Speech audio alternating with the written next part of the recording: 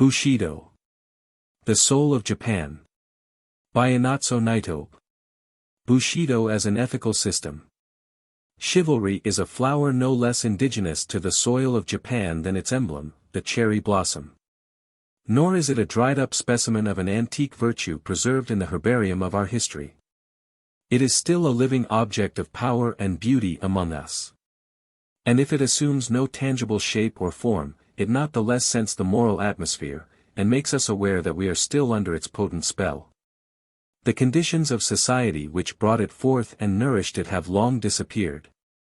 But as those far-off stars which once were and are not, still continue to shed their rays upon us, so the light of chivalry, which was a child of feudalism, still illuminates our moral path, surviving its mother institution. It is a pleasure to me to reflect upon this subject in the language of Burke, who uttered the well-known touching eulogy over the neglected beer of its European prototype.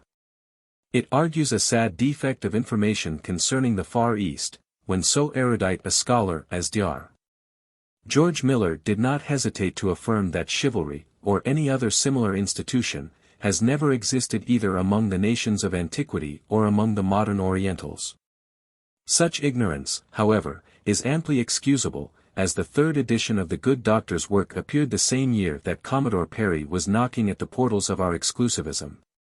More than a decade later, about the time that our feudalism was in the last throes of existence, Karl Marx, writing his Capital, called the attention of his readers to the peculiar advantage of studying the social and political institutions of feudalism, as then to be seen in living form only in Japan. I would likewise invite the Western historical and ethical student to the study of chivalry in the Japan of the present.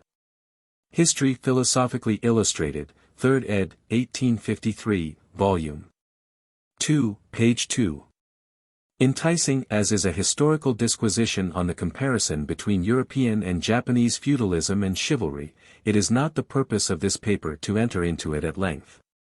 My attempt is rather to relate, firstly, the origin and sources of our chivalry, secondly, its character and teaching, thirdly, its influence among the masses, and, fourthly, the continuity and permanence of its influence. Of these several points, the first will be only brief and cursory, or else I should have to take my readers into the devious paths of our national history.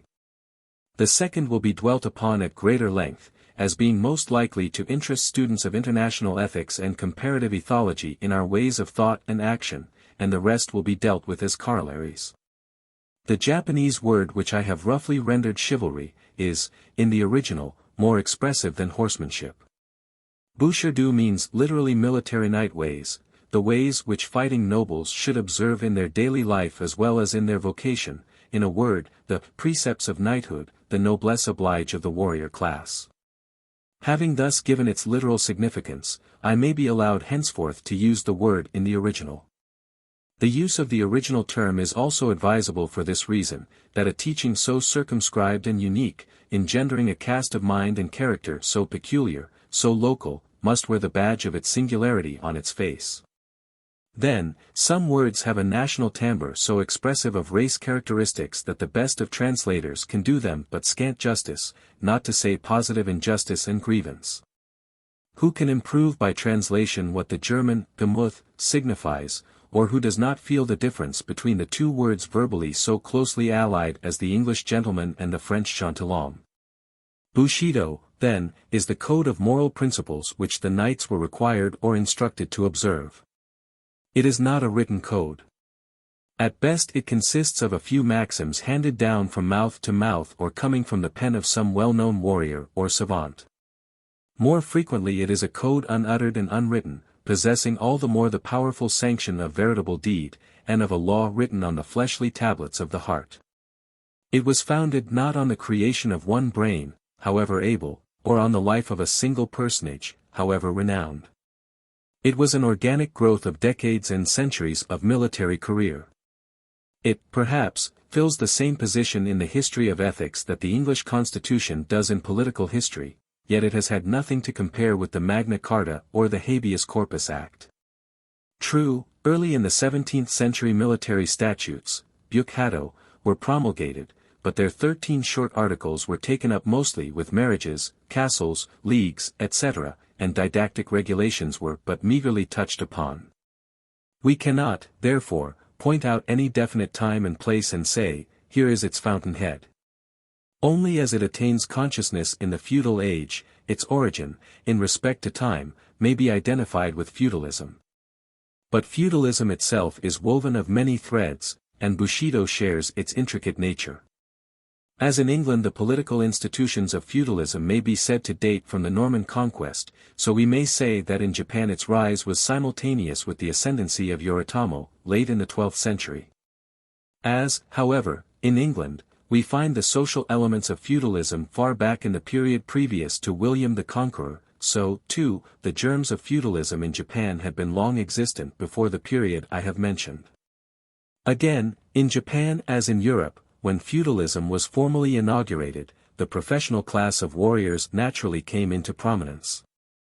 These were known as samurai, meaning literally, like the Old English knight, connect, knight, guards, or attendants, resembling in character the Saldurii whom Caesar mentioned as existing in Aquitania, or the comitati, who, according to Tacitus, followed Germanic chiefs in his time. Or, to take a still later parallel, the milites medii that one reads about in the history of medieval Europe. A Sinico-Japanese word buku or busher, fighting knights, was also adopted in common use. They were a privileged class, and must originally have been a rough breed who made fighting their vocation. This class was naturally recruited, in a long period of constant warfare, from the manliest and the most adventurous, and all the while the process of elimination went on, the timid and the feeble being sorted out, and only a rude race. All masculine, with brutish strength, to borrow Emerson's phrase, surviving to form families and the ranks of the samurai. Coming to profess great honor and great privileges, and correspondingly great responsibilities, they soon felt the need of a common standard of behavior, especially as they were always on a belligerent footing and belonged to different clans. Just as physicians limit competition among themselves by professional courtesy, just as lawyers sit in courts of honor in cases of violated etiquette, so must also warriors possess some resort for final judgment on their misdemeanors. Fair play in fight. What fertile germs of morality lie in this primitive sense of savagery and childhood? Is it not the root of all military and civic virtues? We smile, as if we had outgrown it.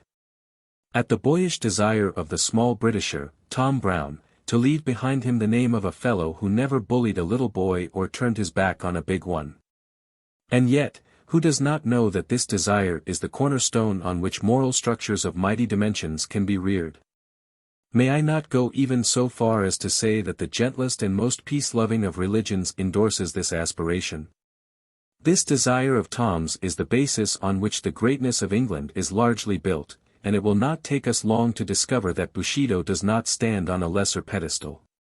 If fighting in itself, be it offensive or defensive, is, as Quakers rightly testify, brutal and wrong, we can still say with Lessing, we know from what failings our virtue springs. Sneaks and cowards are epithets of the worst opprobrium to healthy, simple natures. Childhood begins life with these notions, and knighthood also. But, as life grows larger and its relations many-sided, the early faith seeks sanction from higher authority in more rational sources for its own justification, satisfaction and development. If military interests had operated alone, without higher moral support, how far short of chivalry would the ideal of knighthood have fallen? In Europe, Christianity, interpreted with concessions convenient to chivalry, infused it nevertheless with spiritual data. Religion, war and glory were the three souls of a perfect Christian knight, says Lamartine. In Japan there were several sources of Bushido, of which I may begin with Buddhism. It furnished a sense of calm trust in fate, a quiet submission to the inevitable, that stoic composure in sight of danger or calamity, that disdain of life and friendliness with death. A foremost teacher of swordsmanship, when he saw his pupil master the utmost of his art, told him, "Beyond this my instruction must give way to Zen teaching." Zen is the Japanese equivalent for the dhyana, which represents human effort to reach through meditation zones of thought beyond the range of verbal expression. Its method is contemplation, and its purport, as far as I understand it, to be convinced of a principle that underlies all phenomena, and, if it can, of the Absolute itself, and thus to put oneself in harmony with this Absolute. Thus defined, the teaching was more than the dogma of a sect, and whoever attains to the perception of the Absolute raises himself above mundane things and awakes to a new heaven and a new earth. Ruskin was one of the most gentle-hearted and peace-loving men that ever lived. Yet he believed in war with all the fervor of a worshipper of the strenuous life. When I tell you, he says in the Crown of Wild Olive, that war is the foundation of all the arts, I mean also that it is the foundation of all the high virtues and faculties of men. It is very strange to me to discover this, and very dreadful, but I saw it to be quite an undeniable fact. I found in brief, that all great nations learned their truth of word and strength of thought in war. That they were nourished in war and wasted by peace. Taught by war and deceived by peace, trained by war and betrayed by peace, in a word, that they were born in war and expired in peace. Lafcadio Hearn, Exotics and Retrospectives, page 84. What Buddhism failed to give, Shintoism offered in abundance. Such loyalty to the sovereign, such reverence for ancestral memory, and such filial piety as are not taught by any other creed, were inculcated by the Shinto doctrines, imparting passivity to the otherwise arrogant character of the samurai. Shinto theology has no place for the dogma of original sin. On the contrary, it believes in the innate goodness and godlike purity of the human soul, adoring it as the adytum from which divine oracles are proclaimed. Everybody has observed that the Shinto shrines are conspicuously devoid of objects and instruments of worship, and that a plain mirror hung in the sanctuary forms the essential part of its furnishing. The presence of this article is easy to explain. It typifies the human heart, which, when perfectly placid and clear, reflects the very image of the deity. When you stand, therefore, in front of the shrine to worship, you see your own image reflected on its shining surface, and the act of worship is tantamount to the old Delphic injunction, know thyself. But self-knowledge does not imply, either in the Greek or Japanese teaching, knowledge of the physical part of man, not his anatomy or his psychophysics. Knowledge was to be of a moral kind, the introspection of our moral nature. Mommsen, comparing the Greek and the Roman, says that when the former worshipped he raised his eyes to heaven, for his prayer was contemplation, while the latter veiled his head, for his was reflection. Essentially like the Roman conception of religion, our reflection brought into prominence not so much the moral as the national consciousness of the individual. Its nature worship endeared the country to our inmost souls, while its ancestor worship, tracing from lineage to lineage, made the imperial family the fountainhead of the whole nation.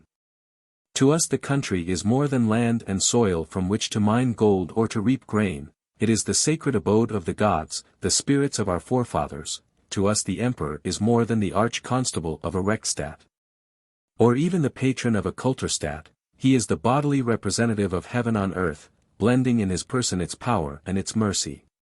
If what M. Boutmy says is true of English royalty, that it is not only the image of authority, but the author and symbol of national unity, as I believe it to be, doubly and trebly may this be affirmed of royalty in Japan.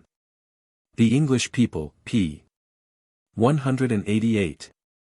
The tenets of Shintoism cover the two predominating features of the emotional life of our race, patriotism and loyalty.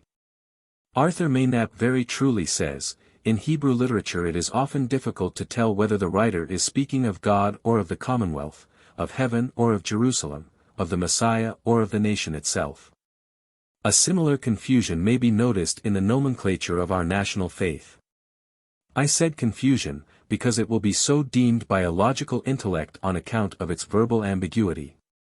Still, being a framework of national instinct and race feelings, Shintoism never pretends to a systematic philosophy or a rational theology.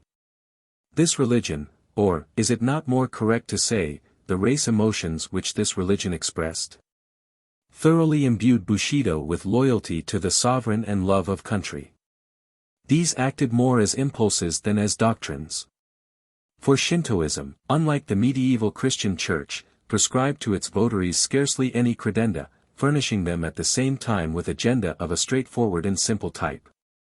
Feudal and Modern Japan, Volume 1, page 183. As to strictly ethical doctrines, the teachings of Confucius were the most prolific source of Bushido. His enunciation of the 5 moral relations between master and servant, the governing and the governed, father and son, husband and wife, older and younger brother, and between friend and friend, was but a confirmation of what the race instinct had recognized before his writings were introduced from China. The calm, benignant, and worldly wise character of his politico-ethical precepts was particularly well suited to the samurai, who formed the ruling class. His aristocratic and conservative tone was well adapted to the requirements of these warrior statesmen. Next to Confucius, Mencius exercised an immense authority over Bushido. His forcible and often quite democratic theories were exceedingly taking to sympathetic natures, and they were even thought dangerous to, and subversive of, the existing social order, hence his works were for a long time under censure. Still, the words of this mastermind found permanent lodgment in the heart of the samurai. The writings of Confucius and Mencius formed the principal textbooks for youths and the highest authority in discussion among the old. A mere acquaintance with the classics of these two sages was held, however, in no high esteem. A common proverb ridicules one who has only an intellectual knowledge of Confucius, as a man ever studious but ignorant of analects. A typical samurai calls a literary savant a book-smelling sot. Another compares learning to an ill-smelling vegetable that must be boiled and boiled before it is fit for use. A man who has read a little smells a little pedantic, and a man who has read much smells yet more so, both are alike unpleasant. The writer meant thereby that knowledge becomes really such only when it is assimilated in the mind of the learner and shows in his character. An intellectual specialist was considered a machine. Intellect itself was considered subordinate to ethical emotion. Man and the universe were conceived to be alike spiritual and ethical. Bushido could not accept the judgment of Huxley, that the cosmic process was unmoral. Bushido made light of knowledge as such. It was not pursued as an end in itself, but as a means to the attainment of wisdom. Hence, he who stopped short of this end was regarded no higher than a convenient machine, which could turn out poems and maxims at bidding. Thus, knowledge was conceived as identical with its practical application in life. And this Socratic doctrine found its greatest exponent in the Chinese philosopher, Wan Yangming, who never wearies of repeating, to know and to act are one and the same. I beg leave for a moment's digression while I am on this subject, inasmuch as some of the noblest types of Bushi were strongly influenced by the teachings of this sage. Western readers will easily recognize in his writings many parallels to the New Testament. Making allowance for the terms peculiar to either teaching, the passage, "Seek ye first the kingdom of God and his righteousness. And all these things shall be added unto you," conveys a thought that may be found on almost any page of Wan Yangming. A Japanese disciple of his says, "The Lord of heaven and earth, of all living beings, dwelling in the heart of man, becomes his mind, kokoro." Hence a mind is a living thing, and is ever luminous, and again, the spiritual light of our essential being is pure, and is not affected by the will of man. Spontaneously springing up in our mind, it shows what is right and wrong, it is then called conscience, it is even the light that proceedeth from the God of heaven.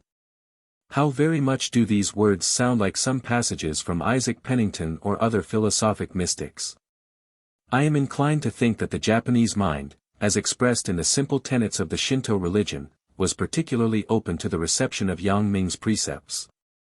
He carried his doctrine of the infallibility of conscience to extreme transcendentalism, attributing to it the faculty to perceive, not only the distinction between right and wrong, but also the nature of psychical facts and physical phenomena. He went as far as, if not farther than, Berkeley and Fichte, in idealism, denying the existence of things outside of human ken. If his system had all the logical errors charged to solipsism, it had all the efficacy of strong conviction, and its moral import in developing individuality of character and equanimity of temper cannot be gainsaid. Miwa Shisai. Thus, whatever the sources, the essential principles which Bushido imbibed from them and assimilated to itself, were few and simple. Few and simple as these were, they were sufficient to furnish a safe conduct of life even through the unsafest days of the most unsettled period of our nation's history. The wholesome, unsophisticated nature of our warrior ancestors derived ample food for their spirit from a sheaf of commonplace and fragmentary teachings, gleaned as it were on the highways and byways of ancient thought, and, stimulated by the demands of the age, formed from these gleanings a new and unique type of manhood. An acute French savant, M. de la Mazelière, thus sums up his impressions of the 16th century: toward the middle of the 16th century, all is confusion in Japan, in the government, in society, in the church. But the civil wars, the manners returning to barbarism, the necessity for each to execute justice for himself, these formed men comparable to those Italians of the 16th century, in whom Taine praises the vigorous initiative, the habit of sudden resolutions and desperate undertakings, the grand capacity to do and to suffer. In Japan as in Italy, the rude manners of the Middle Ages made of man a superb animal, wholly militant and wholly resistant.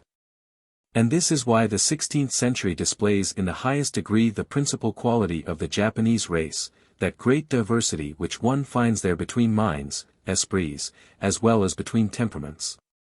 While in India and even in China men seem to differ chiefly in degree of energy or intelligence, in Japan they differ by originality of character as well. Now, individuality is the sign of superior races and of civilizations already developed. If we make use of an expression dear to Nietzsche, we might say that in Asia, to speak of humanity is to speak of its plains; in Japan as in Europe, one represents it above all by its mountains. To the pervading characteristics of the men of whom M. de la Mazelière writes, let us now address ourselves. I shall begin with rectitude or justice. The most cogent precept in the code of the samurai. Nothing is more loathsome to him than underhand dealings and crooked undertakings. The conception of rectitude may be erroneous, it may be narrow. A well-known Bushido defines it as a power of resolution. Rectitude is the power of deciding upon a certain course of conduct in accordance with reason, without wavering, to die when it is right to die, to strike when to strike is right. Another speaks of it in the following terms: rectitude is the bone that gives firmness and stature. As without bones the head cannot rest on the top of the spine, nor hands move nor feet stand, so without rectitude neither talent nor learning can make of a human frame a samurai. With it the lack of accomplishments is as nothing. Mencius calls benevolence man's mind, and rectitude or righteousness his path. How lamentable, he exclaims, is it to neglect the path and not pursue it, to lose the mind and not know to seek it again. When men's fowls and dogs are lost, they know to seek for them again, but they lose their mind and do not know to seek for it. Have we not here, as in A Glass Darkly, a parable propounded 300 years later in another clime and by a greater teacher, who called himself the way of righteousness, through whom the lost could be found? But I stray from my point. Righteousness, according to Mencius, is a straight and narrow path which a man ought to take to regain the lost paradise. Even in the latter days of feudalism, when the long continuance of peace brought leisure into the life of the warrior class, and with it dissipations of all kinds and gentle accomplishments, the epithet Gishi, a man of rectitude, was considered superior to any name that signified mastery of learning or art. The 47 faithfuls, of whom so much is made in our popular education, are known in common parlance as the 47 Gishi. In times when cunning artifice was liable to pass for military tact and downright falsehood for ruse de guerre, this manly virtue, frank and honest, was a jewel that shone the brightest and was most highly praised. Rectitude is a twin brother to valor, another martial virtue. But before proceeding to speak of valor, let me linger a little while on what I may term a derivation from rectitude, which, at first deviating slightly from its original, became more and more removed from it, until its meaning was perverted in the popular acceptance. I speak of gyri, literally the right reason, but which came in time to mean a vague sense of duty which public opinion expected an incumbent to fulfill. In its original and unalloyed sense, it meant duty, pure and simple, hence, we speak of the gyri we owe to parents, to superiors, to inferiors, to society at large, and so forth. In these instances gyri is duty. For what else is duty than what right reason demands and commands us to do? Should not right reason be our categorical imperative? Gyri primarily meant no more than duty, and I dare say its etymology was derived from the fact that in our conduct, say to our parents, though love should be the only motive, lacking that, there must be some other authority to enforce filial piety. And they formulated this authority in gyri. Very rightly did they formulate this authority, gyri, since if love does not rush to deeds of virtue, recourse must be had to man's intellect and his reason must be quickened to convince him of the necessity of acting aright. The same is true of any other moral obligation. The instant duty becomes onerous, right reason steps in to prevent our shirking it. Gyri thus understood is a severe taskmaster, with a birch rod in his hand to make sluggards perform their part. It is a secondary power in ethics, as a motive it is infinitely inferior to the Christian doctrine of love, which should be the law.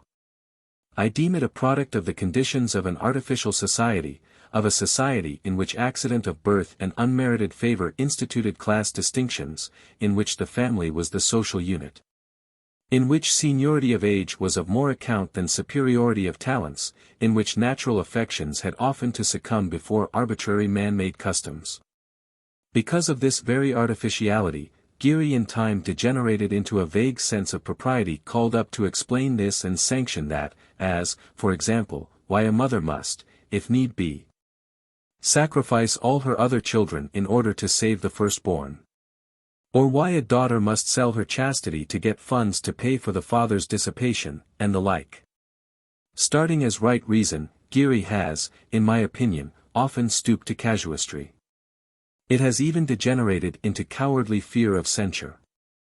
I might say of gyri what Scott wrote of patriotism, that, as it is the fairest, so it is often the most suspicious, mask of other feelings. Carried beyond or below right reason, gyri became a monstrous misnomer. It harbored under its wings every sort of sophistry and hypocrisy. It might easily have been turned into a nest of cowardice, if Bushido had not a keen and correct sense of courage, the spirit of daring and bearing, to the consideration of which we shall now return. Courage was scarcely deemed worthy to be counted among virtues, unless it was exercised in the cause of righteousness. In his Analects, Confucius defines courage by explaining, as is often his wont, what its negative is. Perceiving what is right, he says, and doing it not, argues lack of courage. Put this epigram into a positive statement, and it runs, courage is doing what is right. To run all kinds of hazards, to jeopardize oneself, to rush into the jaws of death, these are too often identified with valor, and in the profession of arms such rashness of conduct, what Shakespeare calls, valor misbegot, is unjustly applauded. But not so in the precepts of knighthood. Death for a cause unworthy of dying for, was called a dog's death. To rush into the thick of battle and to be slain in it, says a prince of Medo, is easy enough, and the merest churl is equal to the task. But, he continues, it is true courage to live when it is right to live, and to die only when it is right to die, and yet the prince had not even heard of the name of Plato, who defines courage as the knowledge of things that a man should fear and that he should not fear. A distinction which is made in the West between moral and physical courage has long been recognized among us. What samurai youth has not heard of great valor and the valor of a villain? Valor, fortitude, bravery, fearlessness, courage, being the qualities of soul which appeal most easily to juvenile minds, and which can be trained by exercise and example, were, so to speak, the most popular virtues, early emulated among the youth. Stories of military exploits were repeated almost before boys left their mother's breast. Does a little booby cry for any ache? The mother scolds him in this fashion, what a coward to cry for a trifling pain. What will you do when your arm is cut off in battle? What when you are called upon to commit harakiri? We all know the pathetic fortitude of a famished little boy prince of Sendai, who in the drama is made to say to his little page, "Sayest thou those tiny sparrows in the nest, how their yellow bills are opened wide, and now see. There comes their mother with worms to feed them. How eagerly and happily the little ones eat." But for a samurai, when his stomach is empty, it is a disgrace to feel hunger. Anecdotes of fortitude and bravery abound in nursery tales, though stories of this kind are not by any means the only method of early imbuing the spirit with daring and fearlessness. Parents, with sternness sometimes verging on cruelty, set their children to tasks that called forth all the pluck that was in them. "Bears hurl their cubs down the gorge," they said. Samurai's sons were let down the steep valleys of hardship, and spurred to Sisyphus-like tasks. Occasional deprivation of food or exposure to cold, was considered a highly efficacious test for inuring them to endurance. Children of tender age were sent among utter strangers with some message to deliver, were made to rise before the sun, and before breakfast attend to their reading exercises, walking to their teacher with bare feet in the cold of winter. They frequently, once or twice a month, as on the festival of a god of learning, came together in small groups and passed the night without sleep, in reading aloud by turns. Pilgrimages to all sorts of uncanny places, to execution grounds, to graveyards, to houses reputed to be haunted, were favorite pastimes of the young. In the days when decapitation was public, not only were small boys sent to witness the ghastly scene, but they were made to visit alone the place in the darkness of night and there to leave a mark of their visit on the trunkless head. Does this ultra-Spartan system of drilling the nerves strike the modern pedagogist with horror and doubt whether the tendency would not be brutalizing, nipping in the bud the tender emotions of the heart? Let us see what other concepts Bushido had of valor. The spiritual aspect of valor is evidenced by composure, calm presence of mind. Tranquility is courage in repose. It is a statical manifestation of valor, as daring deeds are a dynamical. A truly brave man is ever serene, he is never taken by surprise, nothing ruffles the equanimity of his spirit. In the heat of battle he remains cool, in the midst of catastrophes he keeps level his mind. Earthquakes do not shake him, he laughs at storms. We admire him as truly great, who, in the menacing presence of danger or death, retains his self-possession. Who, for instance, can compose a poem under impending peril or hum a strain in the face of death? Such indulgence betraying no tremor in the writing or in the voice, is taken as an infallible index of a large nature, of what we call a capacious mind, yoyu, which, from being pressed or crowded, has always room for something more. It passes current among us as a piece of authentic history, that as Oda Doken, the great builder of the castle of Tokyo, was pierced through with a spear, his assassin, knowing the poetical predilection of his victim, accompanied his thrust with this couplet. Ah! How in moments like these our heart doth grudge the light of life. Whereupon the expiring hero, not one whit daunted by the mortal wound in his side, added the lines. Had not in hours of peace it learned to lightly look on life. There is even a sportive element in a courageous nature. Things which are serious to ordinary people, may be but play to the valiant. Hence in old warfare it was not at all rare for the parties to a conflict to exchange repartee or to begin a rhetorical contest. Combat was not solely a matter of brute force, it was, as well, an intellectual engagement. Of such character was the battle fought on the bank of the Kuromo River, late in the 11th century. The Eastern army routed, its leader, Sadato, took to flight. When the pursuing general pressed him hard and called aloud, "It is a disgrace for a warrior to show his back to the enemy," Sadato reined his horse. Upon this the conquering chief shouted an impromptu verse. Torn into shreds is the warp of the cloth, Kuromo. Scarcely had the words escaped his lips when the defeated warrior, undismayed, completed the couplet. Since age has worn its threads by use. Yashi, whose bow had all the while been bent, suddenly unstrung it and turned away, leaving his prospective victim to do as he pleased. When asked the reason of his strange behavior, he replied that he could not bear to put to shame one who had kept his presence of mind while hotly pursued by his enemy. The sorrow which overtook Antony and Octavius at the death of Brutus, has been the general experience of brave men. Kenshin, who fought for 14 years with Shingen, when he heard of the latter's death, wept aloud at the loss of the best of enemies. It was this same Kenshin who had set a noble example for all time, in his treatment of Shingen, whose provinces lay in a mountainous region quite away from the sea, and who had consequently depended upon the Hojo provinces of the Takedo for salt. The Hojo prince, wishing to weaken him, although not openly at war with him, had cut off from Shingen all traffic in this important article. Kenshin, hearing of his enemy's dilemma and able to obtain his salt from the coast of his own dominions, wrote Shingen that in his opinion the Hojo lord had committed a very mean act. And that although he, Kenshin, was at war with him, Shingen, he had ordered his subjects to furnish him with plenty of salt, adding, "I do not fight with salt, but with the sword," affording more than a parallel to the words of Camillus. "We Romans do not fight with gold, but with iron." Nietzsche spoke for the samurai heart when he wrote, "You are to be proud of your enemy, then, the success of your enemy is your success also." Indeed, valor and honor alike require that we should own as enemies in war only such as prove worthy of being friends in peace. When valor attains this height, it becomes akin to benevolence, the feeling of distress, love, magnanimity, affection for others, sympathy and pity, which were ever recognized to be supreme virtues. The highest of all the attributes of the human soul. Benevolence was deemed a princely virtue in a twofold sense, princely among the manifold attributes of a noble spirit, princely as particularly befitting a princely profession. We needed no Shakespeare to feel, though, perhaps, like the rest of the world, we needed him to express it, that mercy became a monarch better than his crown, that it was above his sceptered sway.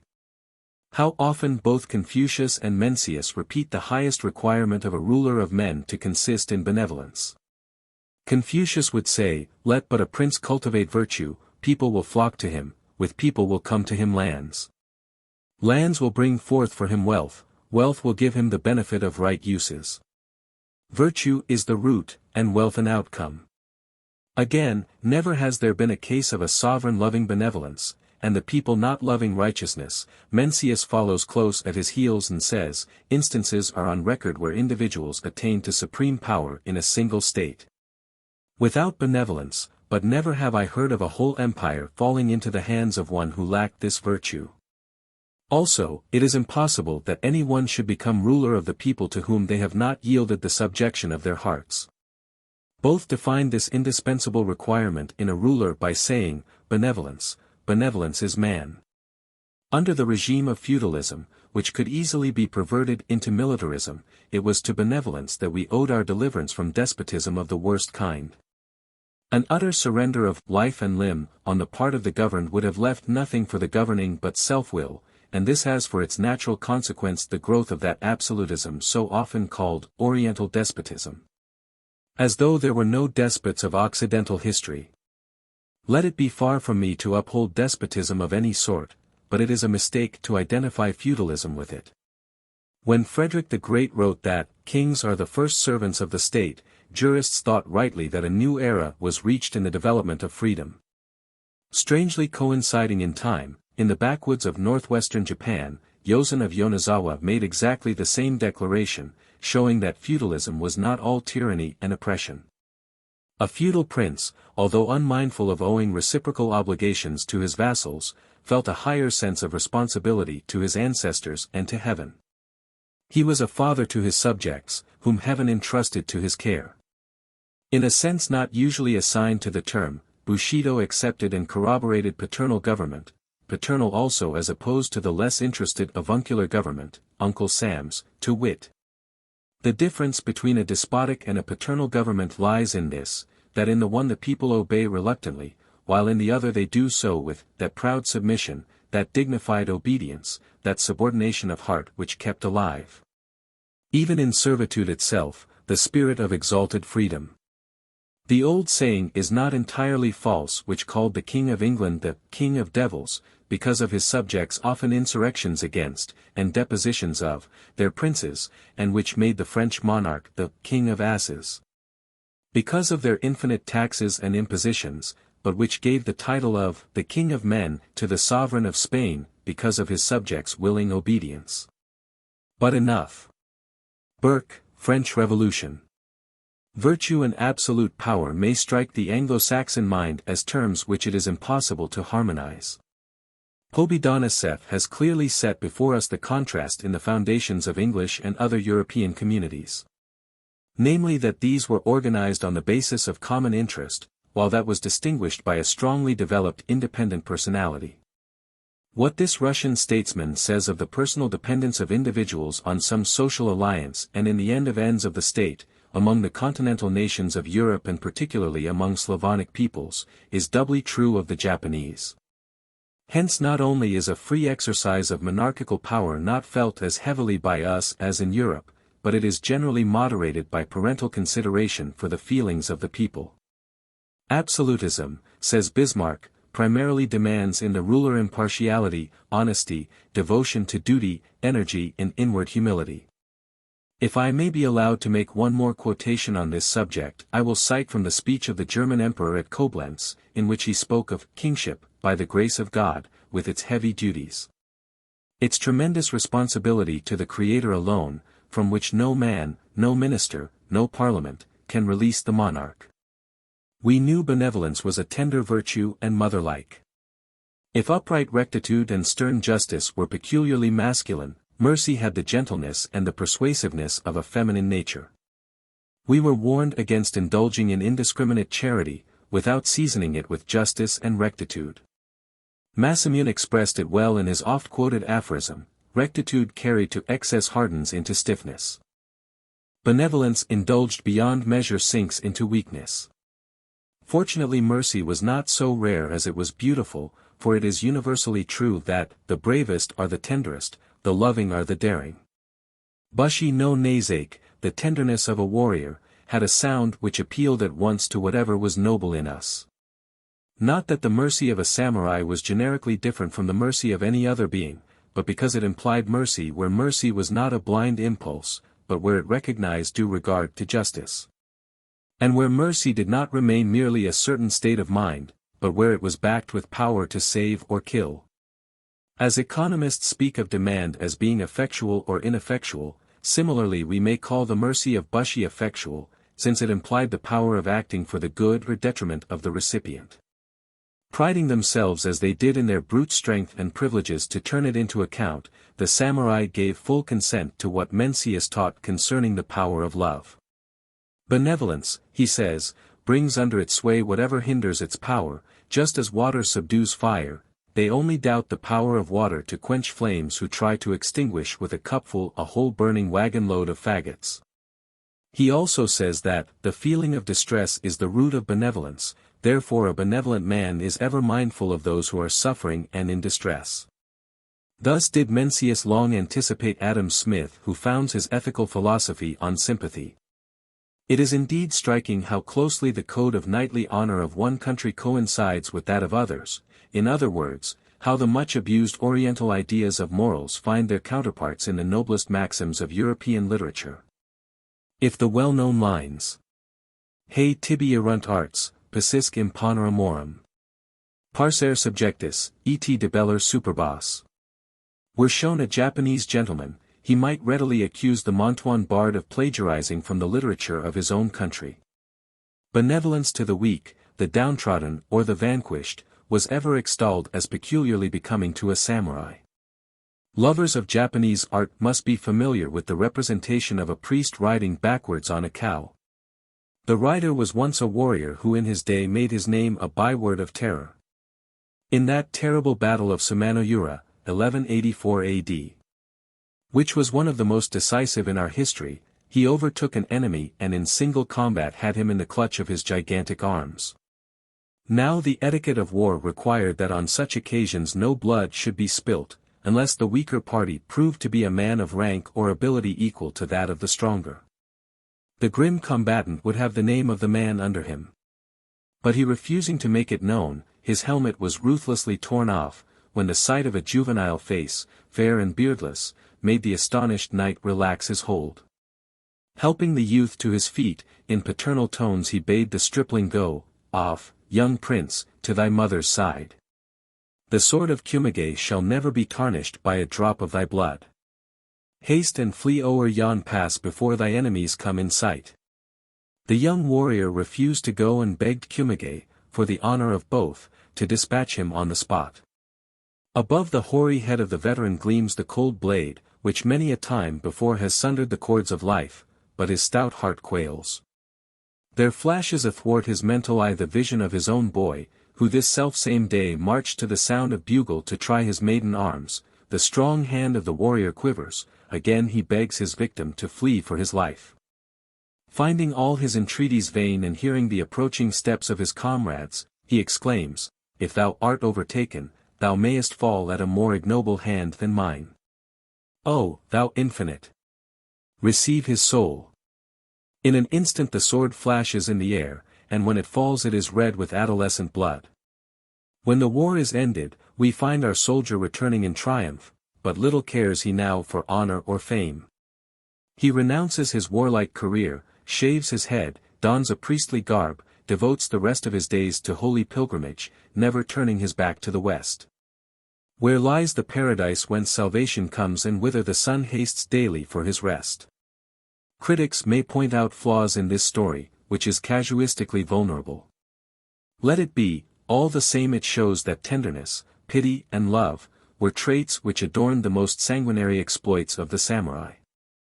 It was an old maxim among them that it becometh not the fowler to slay the bird which takes refuge in his bosom. This in a large measure explains why the Red Cross movement, considered peculiarly Christian, so readily found a firm footing among us. For decades before we heard of the Geneva Convention, Bakin, our greatest novelist, had familiarized us with the medical treatment of a fallen foe. In the Principality of Satsuma, noted for its martial spirit in education, the custom prevailed for young men to practice music. Not the blast of trumpets or the beat of drums, those clamorous harbingers of blood and death, stirring us to imitate the actions of a tiger, but sad and tender melodies on the biwa, soothing our fiery spirits, drawing our thoughts away from scent of blood and scenes of carnage. Polybius tells us of the constitution of Arcadia, which required all youths under 30 to practice music, in order that this gentle art might alleviate the rigors of that inclement region.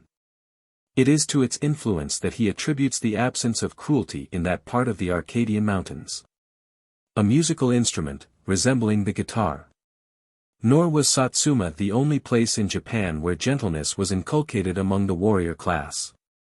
A prince of Shirakawa jots down his random thoughts, and among them is the following: though they come stealing to your bedside in the silent watches of the night, drive not away, but rather cherish these, the fragrance of flowers, the sound of distant bells, the insect humming of a frosty night. And again, though they may wound your feelings, these three you have only to forgive: the breeze that scatters your flowers, the cloud that hides your moon, and the man who tries to pick quarrels with you. It was ostensibly to express, but actually to cultivate, these gentler emotions that the writing of verses was encouraged. Our poetry has therefore a strong undercurrent of pathos and tenderness. A well-known anecdote of a rustic samurai illustrates a case in point.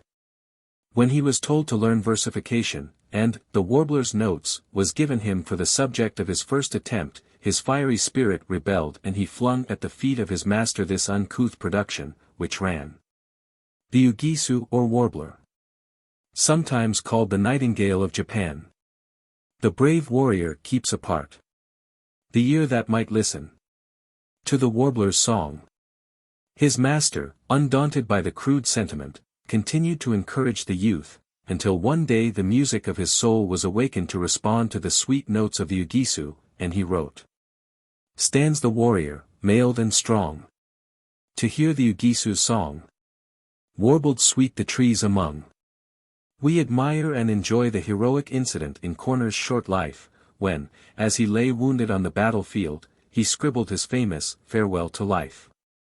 Incidents of a similar kind were not at all unusual in our warfare.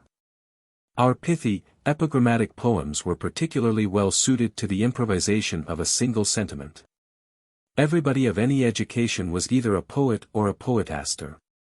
Not infrequently a marching soldier might be seen to halt, take his writing utensils from his belt, and compose an ode, and such papers were found afterward in the helmets or the breastplates, when these were removed from their lifeless wearers. What Christianity has done in Europe toward rousing compassion in the midst of belligerent horrors, love of music and letters has done in Japan. The cultivation of tender feelings breeds considerate regard for the sufferings of others.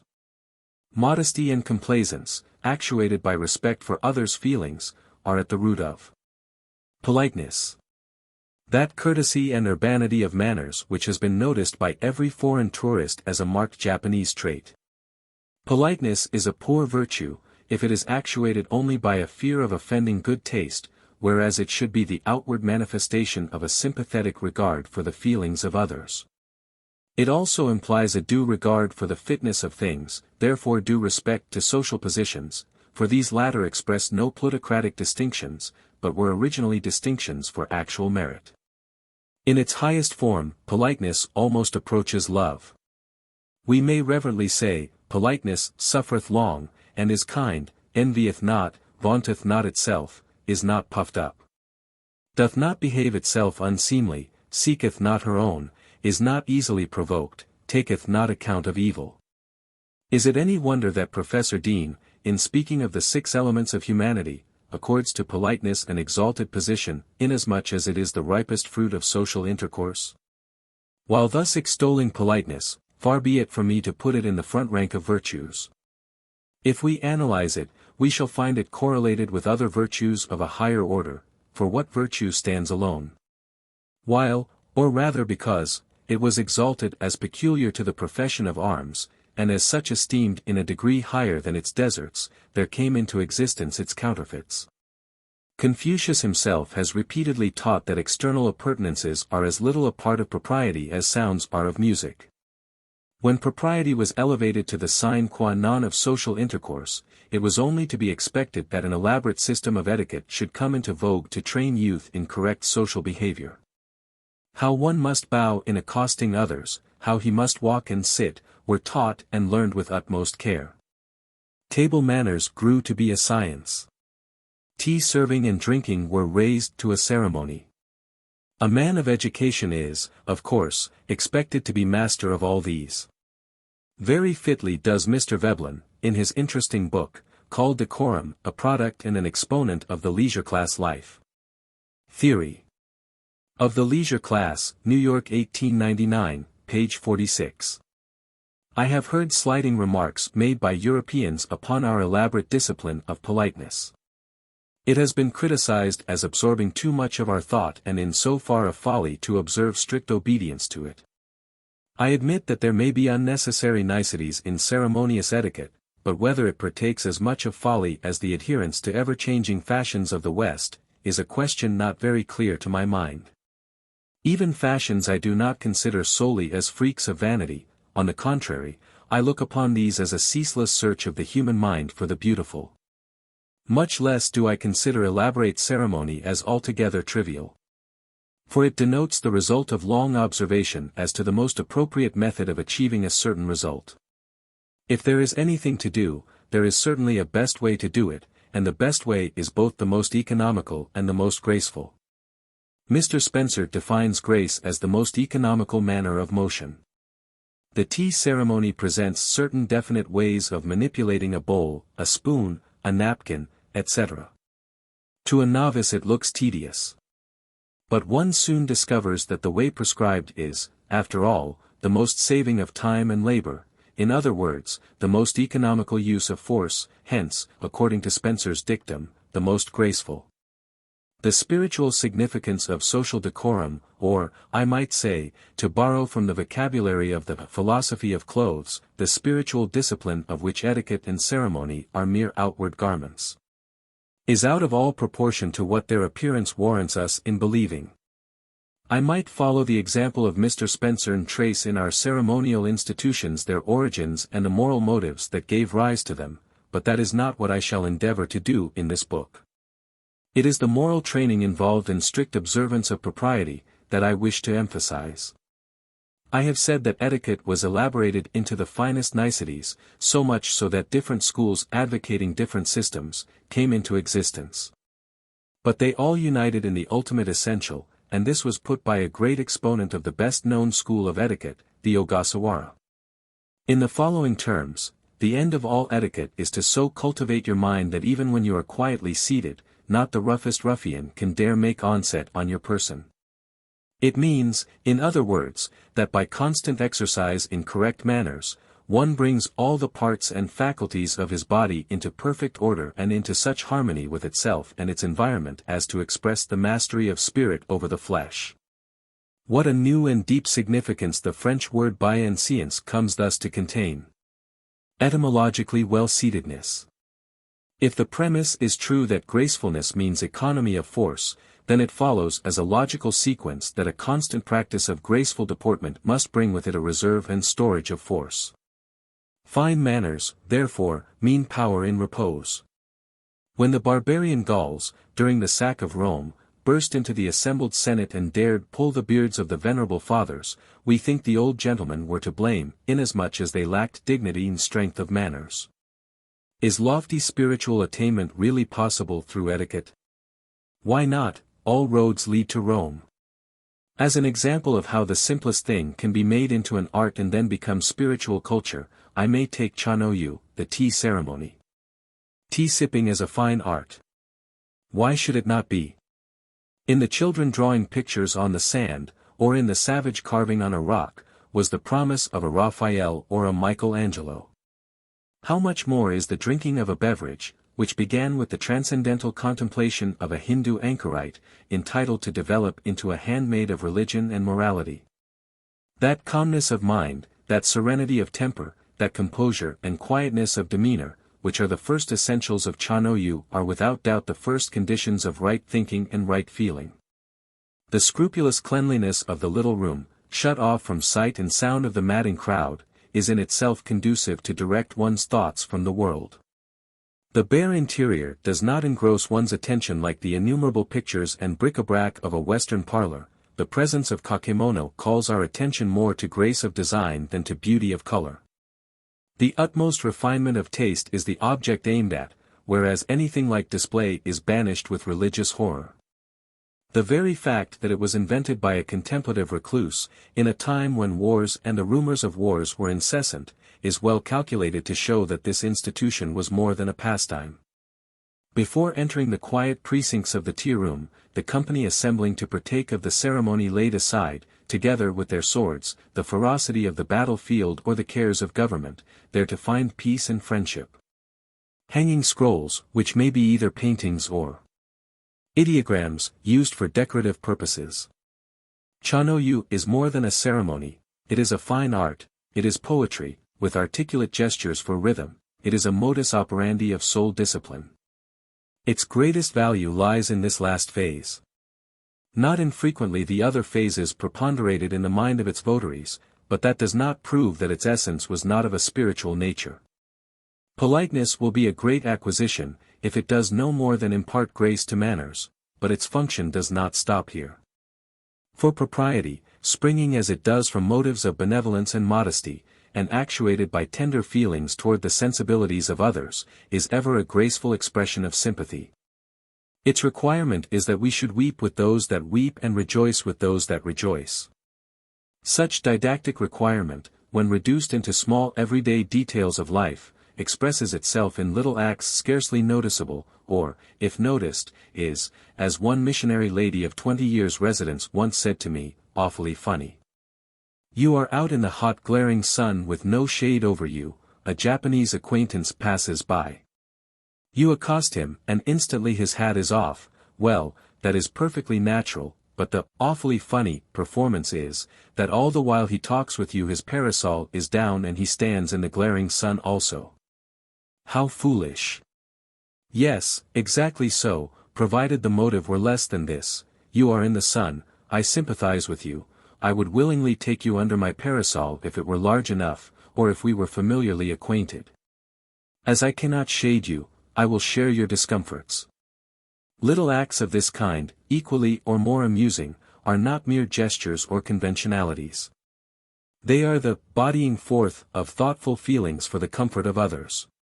Another, awfully funny, custom is dictated by our canons of politeness, but many superficial writers on Japan have dismissed it by simply attributing it to the general topsy-turviness of the nation. Every foreigner who has observed it will confess the awkwardness he felt in making proper reply upon the occasion. In America, when you make a gift, you sing its praises to the recipient. In Japan we depreciate or slander it.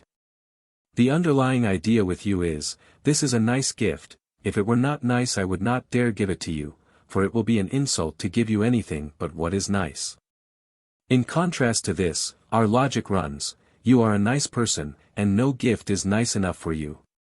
You will not accept anything I can lay at your feet except as a token of my goodwill, so accept this, not for its intrinsic value, but as a token. It will be an insult to your worth to call the best gift good enough for you. Place the two ideas side by side, and we see that the ultimate idea is one and the same. Neither is awfully funny. The American speaks of the material which makes the gift, the Japanese speaks of the spirit which prompts the gift. It is perverse reasoning to conclude, because our sense of propriety shows itself in all the smallest ramifications of our deportment, to take the least important of them and uphold it as the type, and pass judgment upon the principle itself. Which is more important, to eat or to observe rules of propriety about eating? A Chinese sage answers, if you take a case where the eating is all important, and the observing the rules of propriety is of little importance, and compare them together, why merely say that the eating is of the more importance? Metal is heavier than feathers, but does that saying have reference to a single clasp of metal and a wagon load of feathers? Take a piece of wood a foot thick and raise it above the pinnacle of a temple, none would call it taller than the temple. To the question, which is the more important, to tell the truth or to be polite? The Japanese are said to give an answer diametrically opposite to what the American will say, but I forbear any comment until I come to speak of veracity or truthfulness, without which politeness is a farce and a show. Propriety carried beyond right bounds, says Masamune, becomes a lie.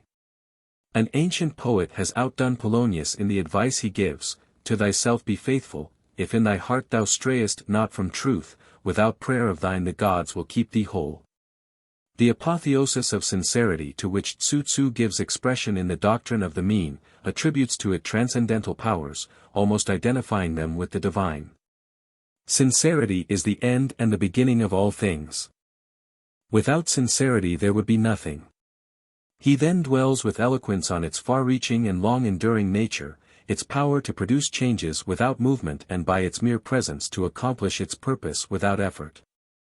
From the Chinese ideogram for sincerity, which is a combination of word and perfect, one is tempted to draw a parallel between it and the Neoplatonic doctrine of logos. To such height does the sage soar in his unwanted mystic flight.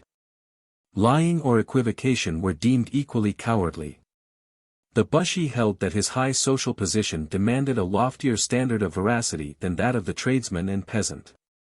Bushi no Ichigan, the word of a samurai or in exact German equivalent ein Ritterwort, was sufficient guarantee of the truthfulness of an assertion.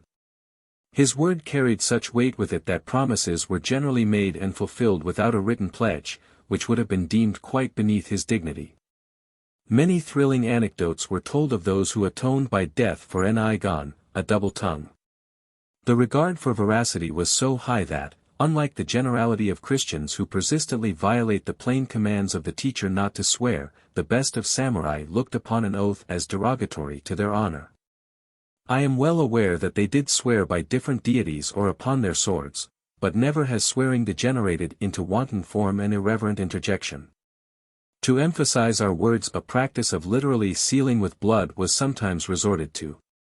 For the explanation of such a practice, I need only refer my readers to Goethe's Faust. A recent American writer is responsible for this statement, that if you ask an ordinary Japanese which is better, to tell a falsehood or be impolite, he will not hesitate to answer, to tell a falsehood. Dr. Puri is partly right and partly wrong. Right in that an ordinary Japanese, even a samurai, may answer in the way ascribed to him, but wrong in attributing too much weight to the term he translates, falsehood. This word, in Japanese uso, is employed to denote anything which is not a truth, makoto, or fact, honto. Lowell tells us that Wordsworth could not distinguish between truth and fact, and an ordinary Japanese is in this respect as good as Wordsworth. Ask a Japanese, or even an American of any refinement, to tell you whether he dislikes you or whether he is sick at his stomach, and he will not hesitate long to tell falsehoods in answer, I like you much, or, I am quite well, thank you. To sacrifice truth merely for the sake of politeness was regarded as an empty form, kyorei, and deception by sweet words, and was never justified. Piri, The Gist of Japan, page 86. I own I am speaking now of the Bushido idea of veracity. But it may not be amiss to devote a few words to our commercial integrity, of which I have heard much complaint in foreign books and journals. A loose business morality has indeed been the worst blot on our national reputation. But before abusing it or hastily condemning the whole race for it, let us calmly study it and we shall be rewarded with consolation for the future. Of all the great occupations of life, none was farther removed from the profession of arms than commerce. The merchant was placed lowest in the category of vocations, the knight, the tiller of the soil, the mechanic, the merchant. The samurai derived his income from land and could even indulge, if he had a mind to, in amateur farming, but the counter and abacus were abhorred. We knew the wisdom of this social arrangement. Montesquieu has made it clear that the debarring of the nobility from mercantile pursuits was an admirable social policy, in that it prevented wealth from accumulating in the hands of the powerful. The separation of power and riches kept the distribution of the latter more nearly equable. Professor Dill, the author of Roman Society in the last century of the Western Empire, has brought afresh to our mind that one cause of the decadence of the Roman Empire was the permission given to the nobility to engage in trade, and the consequent monopoly of wealth and power by a minority of the senatorial families. Commerce, therefore, in feudal Japan did not reach that degree of development which it would have attained under freer conditions. The obloquy attached to the calling naturally brought within its pale such as cared little for social repute. Call one a thief and he will steal, put a stigma on a calling and its followers adjust their morals to it, for it is natural that, the normal conscience, as Hugh Black says, rises to the demands made on it, and easily falls to the limit of the standard expected from it. It is unnecessary to add that no business, commercial or otherwise, can be transacted without a code of morals. Our merchants of the feudal period had one among themselves, without which they could never have developed, as they did, such fundamental mercantile institutions as the guild, the bank, the bourse, insurance, checks, bills of exchange, etc. But in their relations with people outside their vocation, the tradesmen lived too true to the reputation of their order. This being the case, when the country was open to foreign trade, only the most adventurous and unscrupulous rushed to the ports. While the respectable business houses declined for some time the repeated requests of the authorities to establish branch houses. Was Bushido powerless to stay the current of commercial dishonor? Let us see. Those who are well acquainted with our history will remember that only a few years after our treaty ports were opened to foreign trade, feudalism was abolished. And when with it the samurai's fiefs were taken and bonds issued to them in compensation, they were given liberty to invest them in mercantile transactions.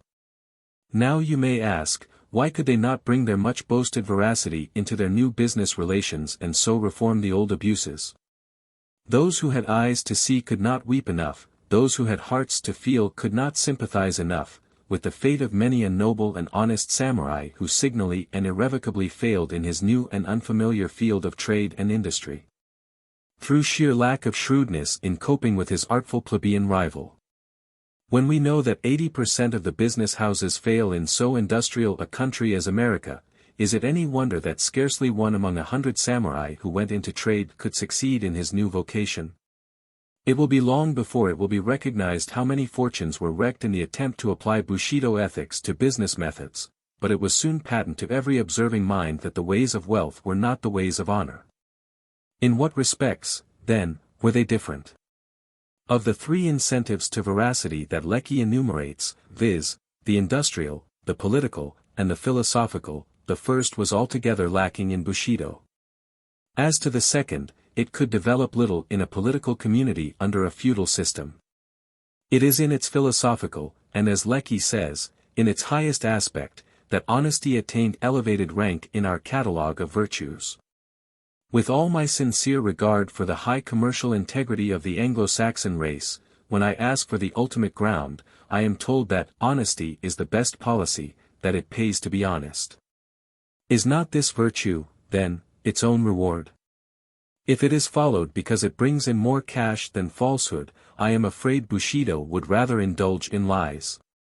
If Bushido rejects a doctrine of quid pro quo rewards, the shrewder tradesman will readily accept it.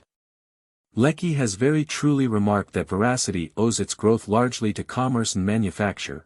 As Nietzsche puts it, honesty is the youngest of virtues, in other words, it is the foster child of industry, of modern industry. Without this mother, veracity was like a blue-blood orphan whom only the most cultivated mind could adopt and nourish. Such minds were general among the samurai, but, for want of a more democratic and utilitarian foster mother, the tender child failed to thrive. Industries advancing, veracity will prove an easy, nay, a profitable, virtue to practice. Just think, as late as November 1880, Bismarck sent a circular to the professional consuls of the German Empire, warning them of the lamentable lack of reliability with regard to German shipments inter alia, apparent both as to quality and quantity. Nowadays we hear comparatively little of German carelessness and dishonesty in trade. In 20 years her merchants learned that in the end honesty pays. Already our merchants are finding that out. For the rest I recommend the reader to two recent writers for well-weighed judgment on this point. It is interesting to remark in this connection that integrity and honor were the surest guarantees which even a merchant debtor could present in the form of promissory notes. It was quite a usual thing to insert such clauses as these: in default of the repayment of the sum lent to me, I shall say nothing against being ridiculed in public, or, in case I fail to pay you back, you may call me a fool, and the like. Knapp, Feudal and Modern Japan, Volume 1, ch. 4. Ransom. Japan in Transition, ch. 8. Often have I wondered whether the veracity of Bushido had any motive higher than courage. In the absence of any positive commandment against bearing false witness, lying was not condemned as sin, but simply denounced as weakness, and, as such, highly dishonorable. As a matter of fact, the idea of honesty is so intimately blended, and its Latin and its German etymology so identified with honor, that it is high time I should pause a few moments for the consideration of this feature of the precepts of knighthood. The sense of honor, implying a vivid consciousness of personal dignity and worth, could not fail to characterize the samurai, born and bred to value the duties and privileges of their profession. Though the word ordinarily given nowadays as the translation of honor was not used freely, yet the idea was conveyed by such terms as na, name, menmoku, countenance, guaibun, outside hearing. Reminding us respectively of the biblical use of name, of the evolution of the term personality from the Greek mask, and of fame. A good name, one's reputation, the immortal part of one's self, what remains being bestial, assumed as a matter of course, any infringement upon its integrity was felt as shame. And the sense of shame, renchi shin, was one of the earliest to be cherished in juvenile education. You will be laughed at, it will disgrace you, are you not ashamed, were the last appeal to correct behavior on the part of a youthful delinquent. Such a recourse to his honor touched the most sensitive spot in the child's heart, as though it had been nursed on honor while it was in its mother's womb. For most truly is honor a prenatal influence, being closely bound up with strong family consciousness. In losing the solidarity of families, says Balzac, society has lost the fundamental force which Montesquieu named honor. Indeed, the sense of shame seems to me to be the earliest indication of the moral consciousness of our race. The first and worst punishment which befell humanity in consequence of tasting the fruit of that forbidden tree was, to my mind, not the sorrow of childbirth, nor the thorns and thistles, but the awakening of the sense of shame. Few incidents in history excel in pathos. The scene of the first mother plying with heaving breast and tremulous fingers, her crude needle on the few fig leaves which her dejected husband plucked for her. This first fruit of disobedience clings to us with a tenacity that nothing else does. All the sartorial ingenuity of mankind has not yet succeeded in sewing an apron that will efficaciously hide our sense of shame. That samurai was right who refused to compromise his character by a slight humiliation in his youth, because, he said, dishonor is like a scar on a tree, which time, instead of effacing, only helps to enlarge. Mencius had taught centuries before, in almost the identical phrase, what Carlyle has latterly expressed, namely, that shame is the soil of all virtue, of good manners and good morals. The fear of disgrace was so great that if our literature lacks such eloquence as Shakespeare puts into the mouth of Norfolk, it nevertheless hung like Damocles' sword over the head of every samurai and often assumed a morbid character. In the name of honor, deeds were perpetrated which can find no justification in the code of Bushido. At the slightest, nay, imaginary insult, the quick-tempered braggart took offense, resorted to the use of the sword, and many an unnecessary strife was raised and many an innocent life lost. The story of a well-meaning citizen who called the attention of a bushi to a flea jumping on his back, and who was forthwith cut in two, for the simple and questionable reason that inasmuch as fleas are parasites which feed on animals. It was an unpardonable insult to identify a noble warrior with a beast. I say, stories like these are too frivolous to believe. Yet, the circulation of such stories implies three things: 1. That they were invented to overawe common people; 2. That abuses were really made of the samurai's profession of honor; and 3. That a very strong sense of shame was developed among them. It is plainly unfair to take an abnormal case to cast blame upon the precepts, any more than to judge of the true teaching of Christ from the fruits of religious fanaticism and extravagance, inquisitions and hypocrisy. But, as in religious monomania there is something touchingly noble, as compared with the delirium tremens of a drunkard, so in that extreme sensitiveness of the samurai about their honor do we not recognize the substratum of a genuine virtue? The morbid excess into which the delicate code of honor was inclined to run was strongly counterbalanced by preaching magnanimity and patience. To take offense at slight provocation was ridiculed as short-tempered. The popular adage said, "To bear what you think you cannot bear is really to bear." The great Ieyasu left to posterity a few maxims, among which are the following: the life of man is like going a long distance with a heavy load upon the shoulders. Haste not. Reproach none, but be forever watchful of thine own shortcomings. Forbearance is the basis of length of days. He proved in his life what he preached. A literary wit put a characteristic epigram into the mouths of three well-known personages in our history. To Nobunaga he attributed, "I will kill her, if the nightingale sings not in time." To Hideyoshi, "I will force her to sing for me." And to Ieyasu, "I will wait till she opens her lips." Patience and long-suffering were also highly commended by Mencius. In one place he writes to this effect, "Though you denude yourself and insult me, what is that to me? You cannot defile my soul by your outrage." Elsewhere he teaches that anger at a petty offense is unworthy a superior man, but indignation for a great cause is righteous wrath. To what height of unmartial and unresisting meekness Bushido could reach in some of its votaries, may be seen in their utterances. Take, for instance, this saying of Ogawa: "When others speak all manner of evil things against thee, return not evil for evil, but rather reflect that thou wast not more faithful in the discharge of thy duties." Take another of Kamazawa: "When others blame thee, blame them not; when others are angry at thee, return not anger. Joy cometh only as passion and desire part." Still another instance I may cite from Seigo, upon whose overhanging brows shame is ashamed to sit: "The way is the way of heaven and earth, man's place is to follow it, therefore make it the object of thy life to reverence heaven. Heaven loves me and others with equal love, therefore with the love wherewith thou lovest thyself, love others. Make not man thy partner but heaven, and making heaven thy partner do thy best. Never condemn others. But see to it that thou comest not short of thine own mark." Some of those sayings remind us of Christian expostulations and show us how far in practical morality natural religion can approach the revealed. Not only did these sayings remain as utterances, but they were really embodied in acts. It must be admitted that very few attained this sublime height of magnanimity, patience and forgiveness.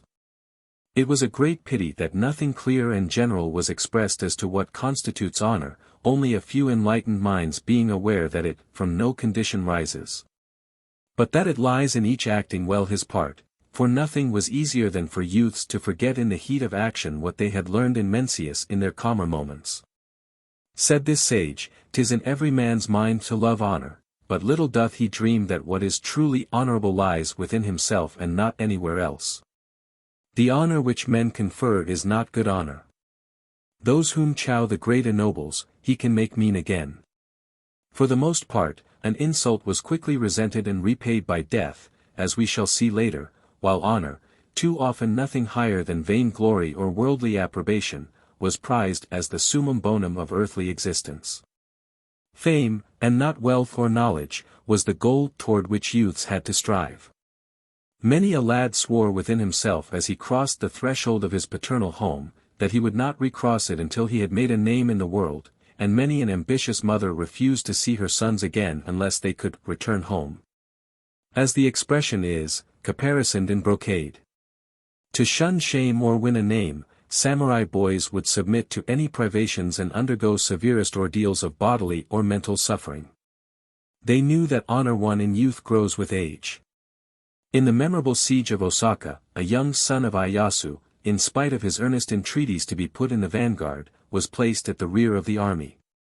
When the castle fell, he was so chagrined and wept so bitterly that an old counselor tried to console him with all the resources at his command.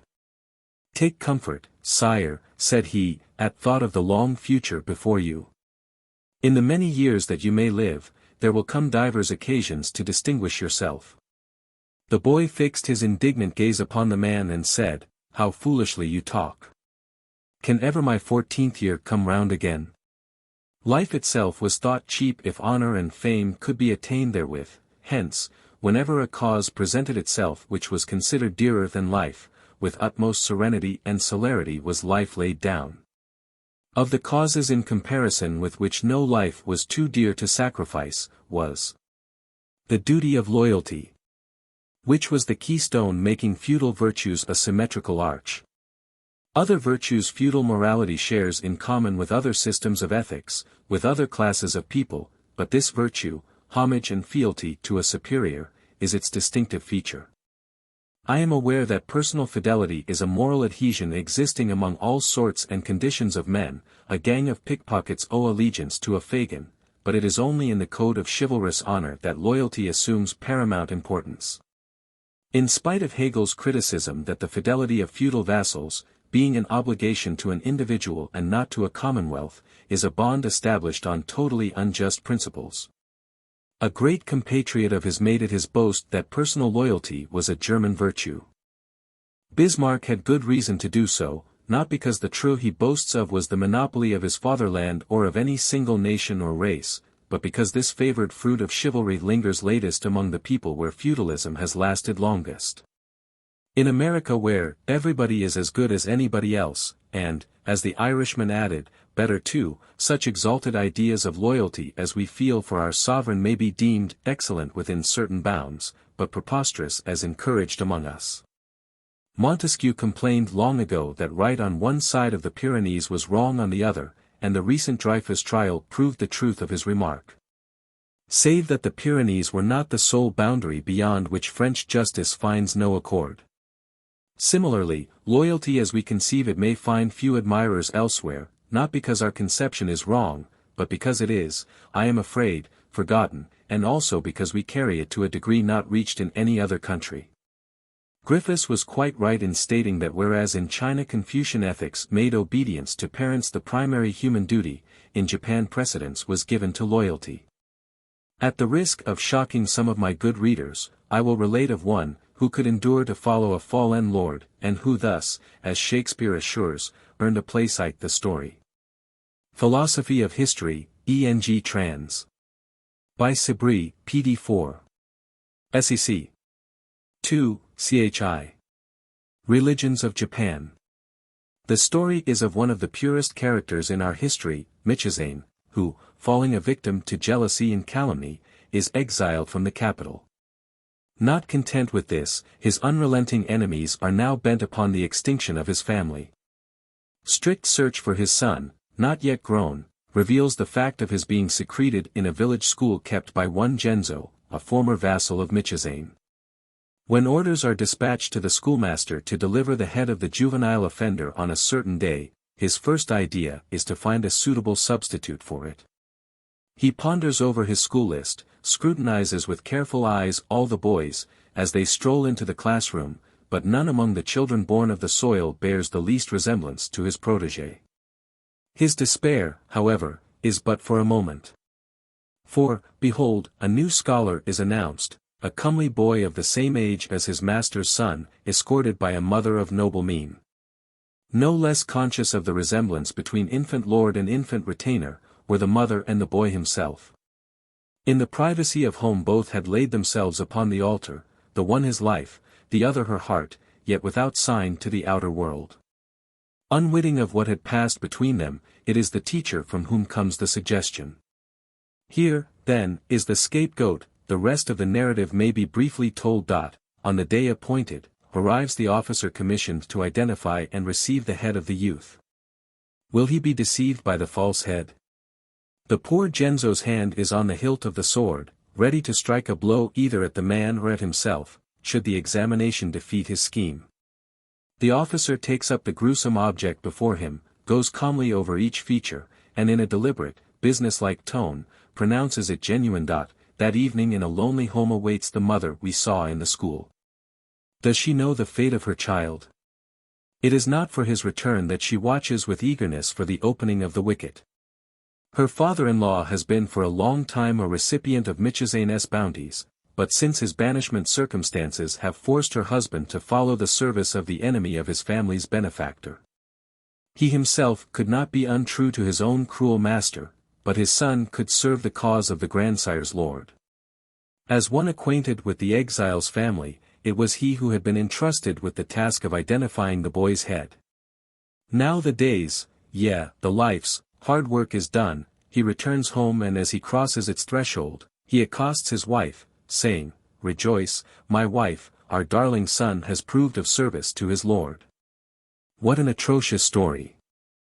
I hear my readers exclaim, parents deliberately sacrificing their own innocent child to save the life of another man's. But this child was a conscious and willing victim. It is a story of vicarious death, as significant as, and not more revolting than, the story of Abraham's intended sacrifice of Isaac.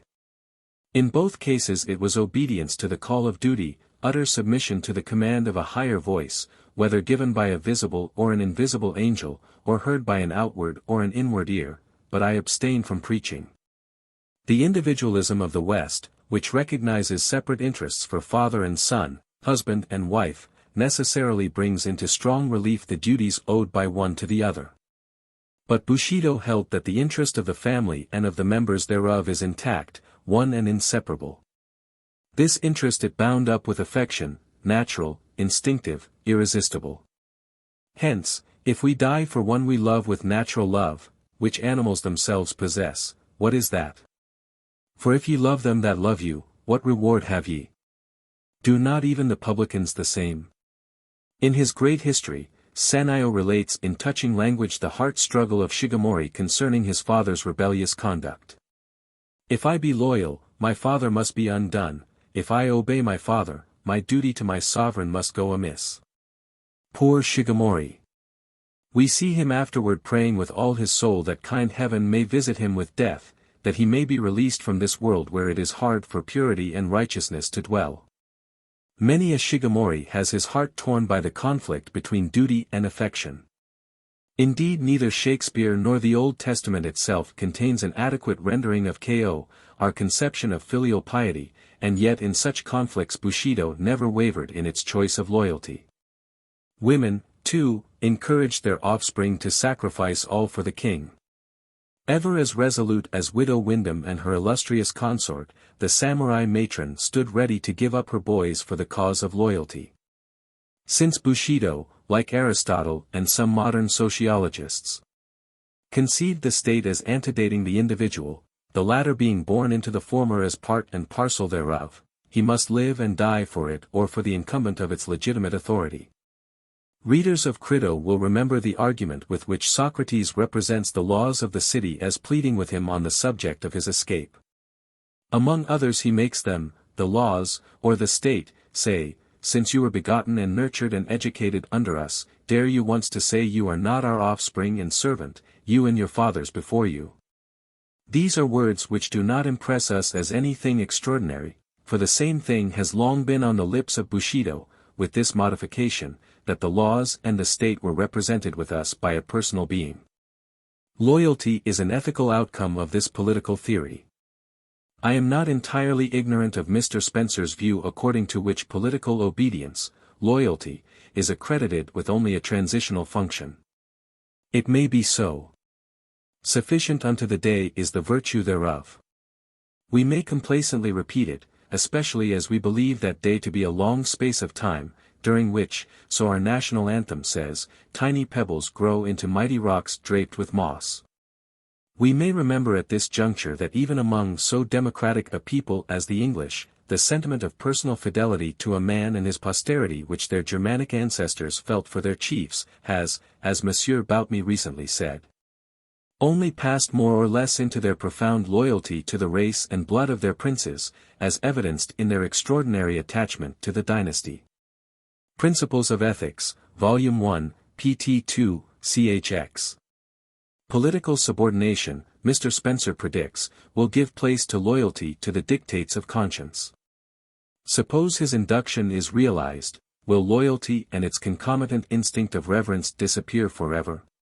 We transfer our allegiance from one master to another, without being unfaithful to either. From being subjects of a ruler that wields the temporal scepter we become servants of the monarch who sits enthroned in the penetralia of our heart. A few years ago a very stupid controversy, started by the misguided disciples of Spencer, made havoc among the reading class of Japan. In their zeal to uphold the claim of the throne to undivided loyalty, they charged Christians with treasonable propensities in that they avow fidelity to their Lord and Master. They arrayed forth sophistical arguments without the wit of sophists, and scholastic tortuosities minus the niceties of the schoolmen. Little did they know that we can, in a sense, serve two masters without holding to the one or despising the other, rendering unto Caesar the things that are Caesar's and unto God the things that are God's. Did not Socrates, all the while he unflinchingly refused to concede one iota of loyalty to his demon, obey with equal fidelity and equanimity the command of his earthly master, the state? His conscience he followed, alive. His country he served, dying. Alack the day when a state grows so powerful as to demand of its citizens the dictates of their conscience. Bushido did not require us to make our conscience the slave of any lord or king. Thomas Mowbray was a veritable spokesman for us when he said, "Myself I throw, dread sovereign, at thy foot. My life thou shalt command, but not my shame. The one my duty owes, but my fair name. Despite of death, that lives upon my grave. To dark dishonor's use, thou shalt not have."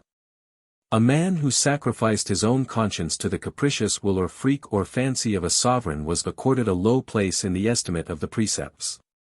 Such a one was despised as any Aishin, a cringeling, who makes court by unscrupulous fawning, or as Choshin, a favorite who steals his master's affections by means of servile compliance.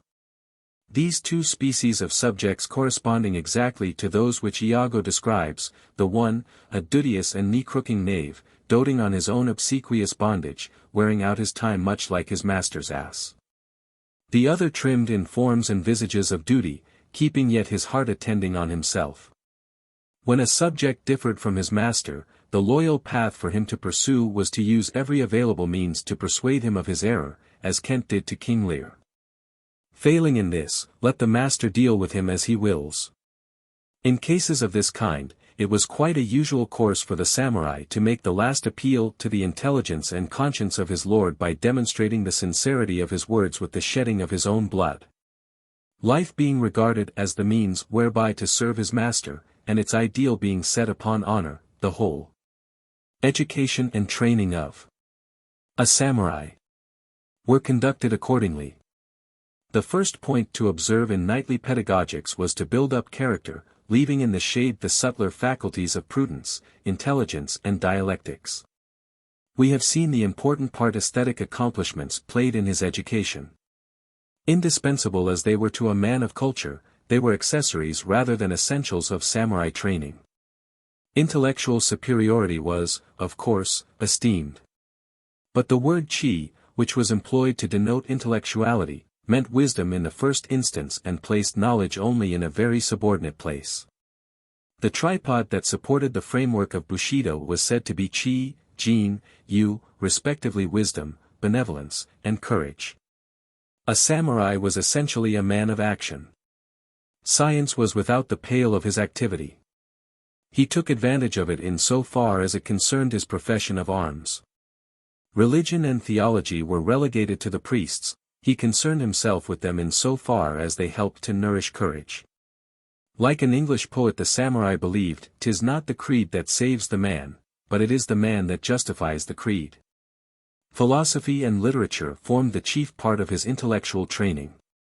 But even in the pursuit of these, it was not objective truth that he strove after. Literature was pursued mainly as a pastime, and philosophy as a practical aid in the formation of character. If not for the exposition of some military or political problem.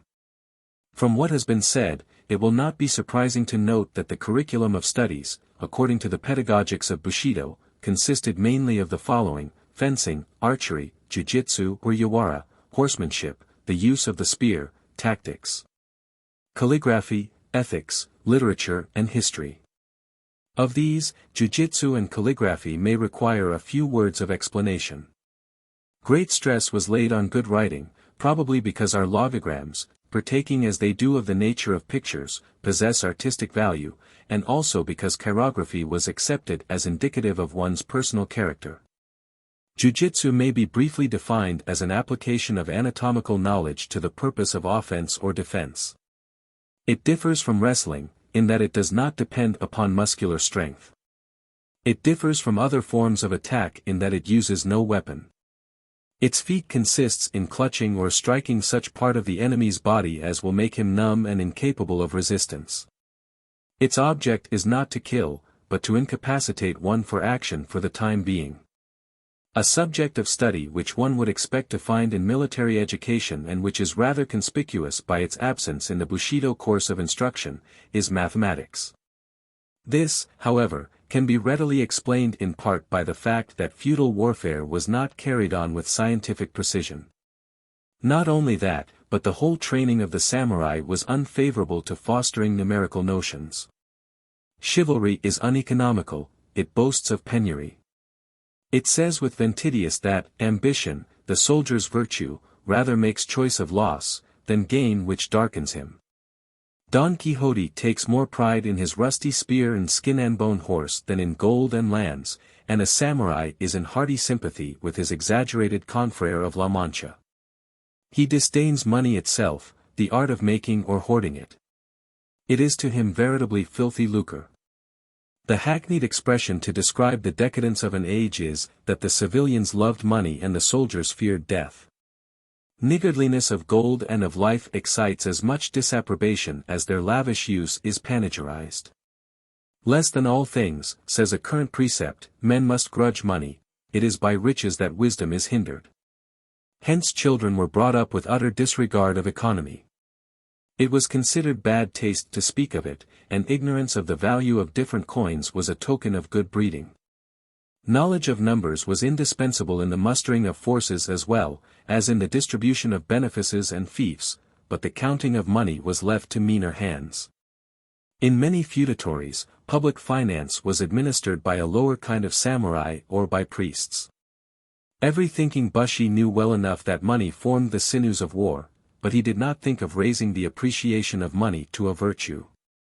It is true that thrift was enjoined by Bushido, but not for economical reasons so much as for the exercise of abstinence. Luxury was thought the greatest menace to manhood, and severest simplicity was required of the warrior class, sumptuary laws being enforced in many of the clans. We read that in ancient Rome the farmers of revenue and other financial agents were gradually raised to the rank of knights, the state thereby showing its appreciation of their service and of the importance of money itself. How closely this was connected with the luxury and avarice of the Romans may be imagined. Not so with the precepts of knighthood.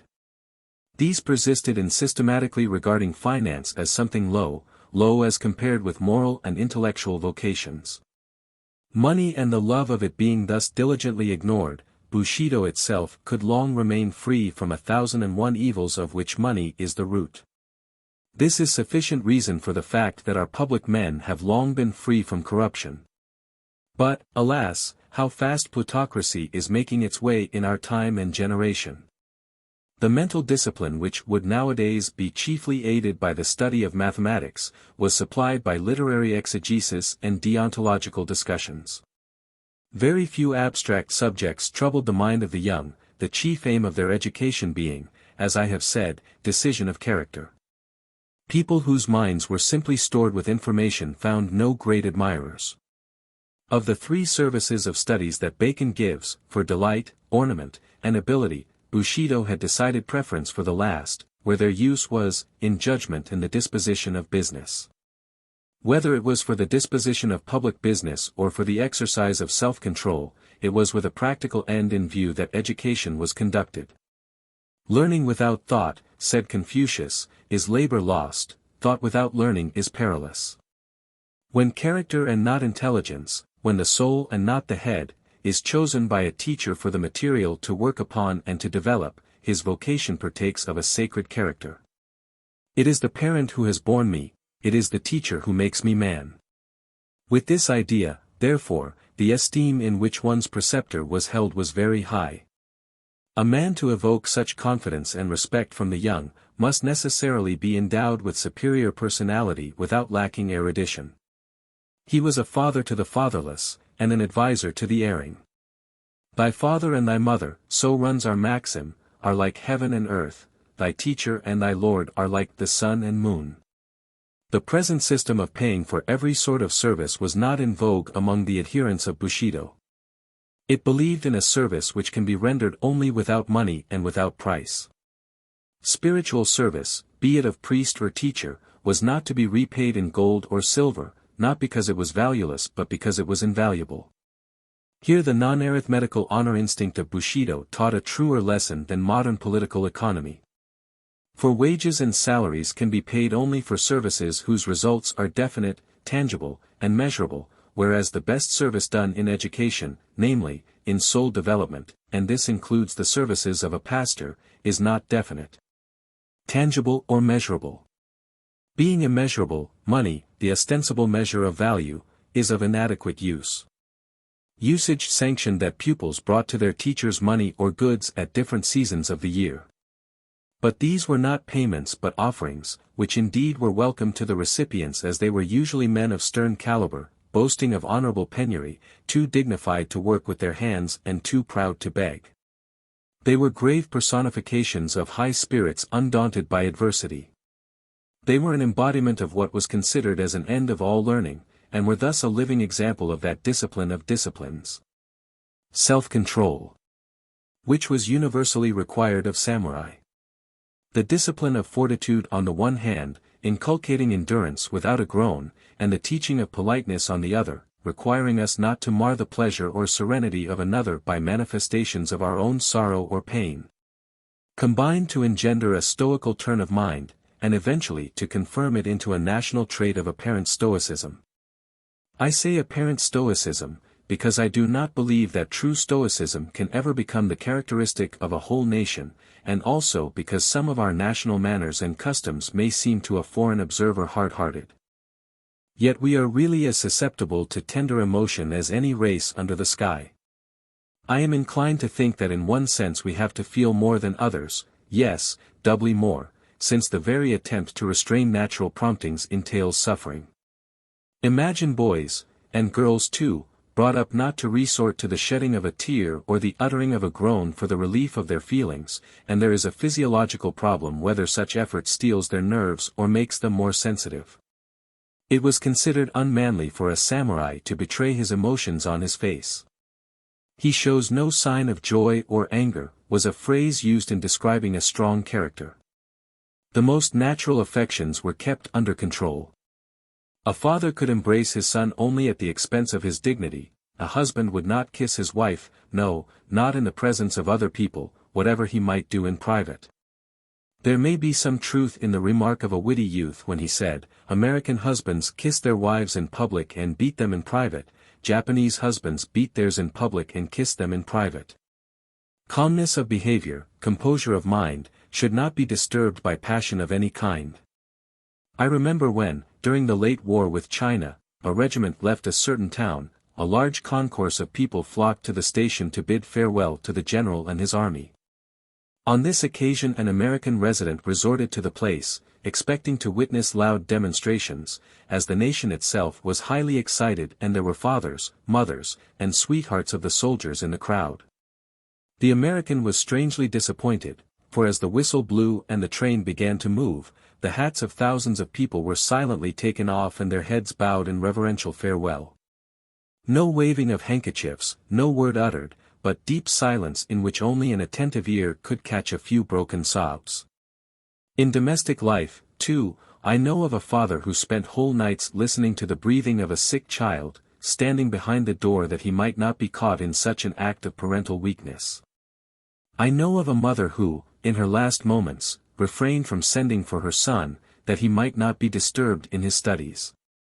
Our history and everyday life are replete with examples of heroic matrons who can well bear comparison with some of the most touching pages of Plutarch. Among our peasantry an Ian Maclaren would be sure to find many a Margaret Howe. It is the same discipline of self-restraint which is accountable for the absence of more frequent revivals in the Christian churches of Japan. When a man or woman feels his or her soul stirred, the first instinct is to quietly suppress any indication of it. In rare instances is the tongue set free by an irresistible spirit, when we have eloquence of sincerity and fervor. It is putting a premium upon a breach of the third commandment to encourage speaking lightly of spiritual experience. It is truly jarring to Japanese ears to hear the most sacred words, the most secret heart experiences, thrown out in promiscuous audiences. Dost thou feel the soil of thy soul stirred with tender thoughts? It is time for seeds to sprout. Disturb it not with speech, but let it work alone in quietness and secrecy, writes a young samurai in his diary. To give in so many articulate words one's inmost thoughts and feelings, notably the religious, is taken among us as an unmistakable sign that they are neither very profound nor very sincere. Only a pomegranate is he, so runs a popular saying, who, when he gapes his mouth, displays the contents of his heart. It is not altogether perverseness of Oriental minds that the instant our emotions are moved we try to guard our lips in order to hide them. Speech is very often with us, as the Frenchman defined it, the art of concealing thought. Call upon a Japanese friend in time of deepest affliction and he will invariably receive you laughing, with red eyes or moist cheeks. At first you may think him hysterical. Press him for explanation and you will get a few broken commonplaces. Human life has sorrow, they who meet must part, he that is born must die. It is foolish to count the years of a child that is gone, but a woman's heart will indulge in follies, and the like. So the noble words of a noble Hohenzollern, "Learn zu leiden ohne Klagen," had found many responsive minds among us, long before they were uttered. Indeed, the Japanese have recourse to risibility whenever the frailties of human nature are put to severest test.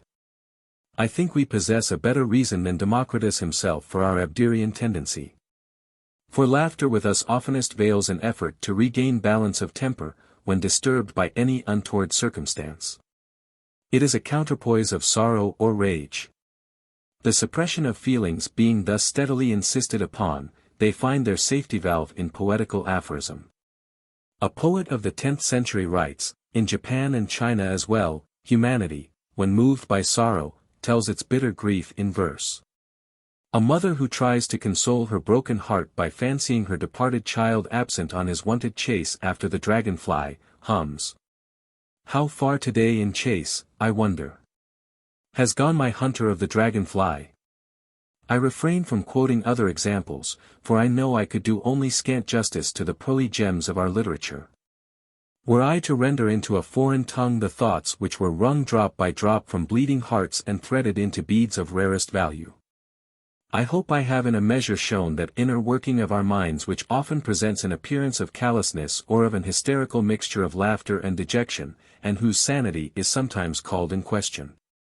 It has also been suggested that our endurance of pain and indifference to death are due to less sensitive nerves. This is plausible as far as it goes. The next question is, why are our nerves less tightly strung? It may be our climate is not so stimulating as the American. It may be our monarchical form of government does not excite us as much as the Republic does the Frenchman. It may be that we do not read Sartor Resartus as zealously as the Englishman. Personally, I believe it was our very excitability and sensitiveness which made it a necessity to recognize and enforce constant self-repression. But whatever may be the explanation, without taking into account long years of discipline in self-control, none can be correct. Discipline in self-control can easily go too far. It can well repress the genial current of the soul. It can force pliant natures into distortions and monstrosities. It can beget bigotry, breed hypocrisy or habitate affections. Be a virtue never so noble, it has its counterpart and counterfeit. We must recognize in each virtue its own positive excellence and follow its positive ideal, and the ideal of self-restraint is to keep our mind level, as our expression is, or, to borrow a Greek term, attain the state of euthymia, which Democritus called the highest good. The acme of self-control is reached and best illustrated in the first of the two institutions which we shall now bring to view. Namely, the institutions of suicide and redress, of which, the former known as harakiri and the latter as katakiuchi, many foreign writers have treated more or less fully. To begin with suicide, let me state that I confine my observations only to seppuku or kappuku, popularly known as harakiri, which means self-immolation by disembowelment. Ripping the abdomen? How absurd! So cry those to whom the name is new. Absurdly odd as it may sound at first to foreign ears, it cannot be so very foreign to students of Shakespeare, who puts these words in Brutus' mouth, "Thy, Caesar's, spirit walks abroad and turns our swords into our proper entrails." Listen to a modern English poet, who in his Light of Asia, speaks of a sword piercing the bowels of a queen, none blames him for bad English or breach of modesty. Or, to take still another example, look at Guercino's painting of Cato's death, in the Palazzo Rossa in Genoa.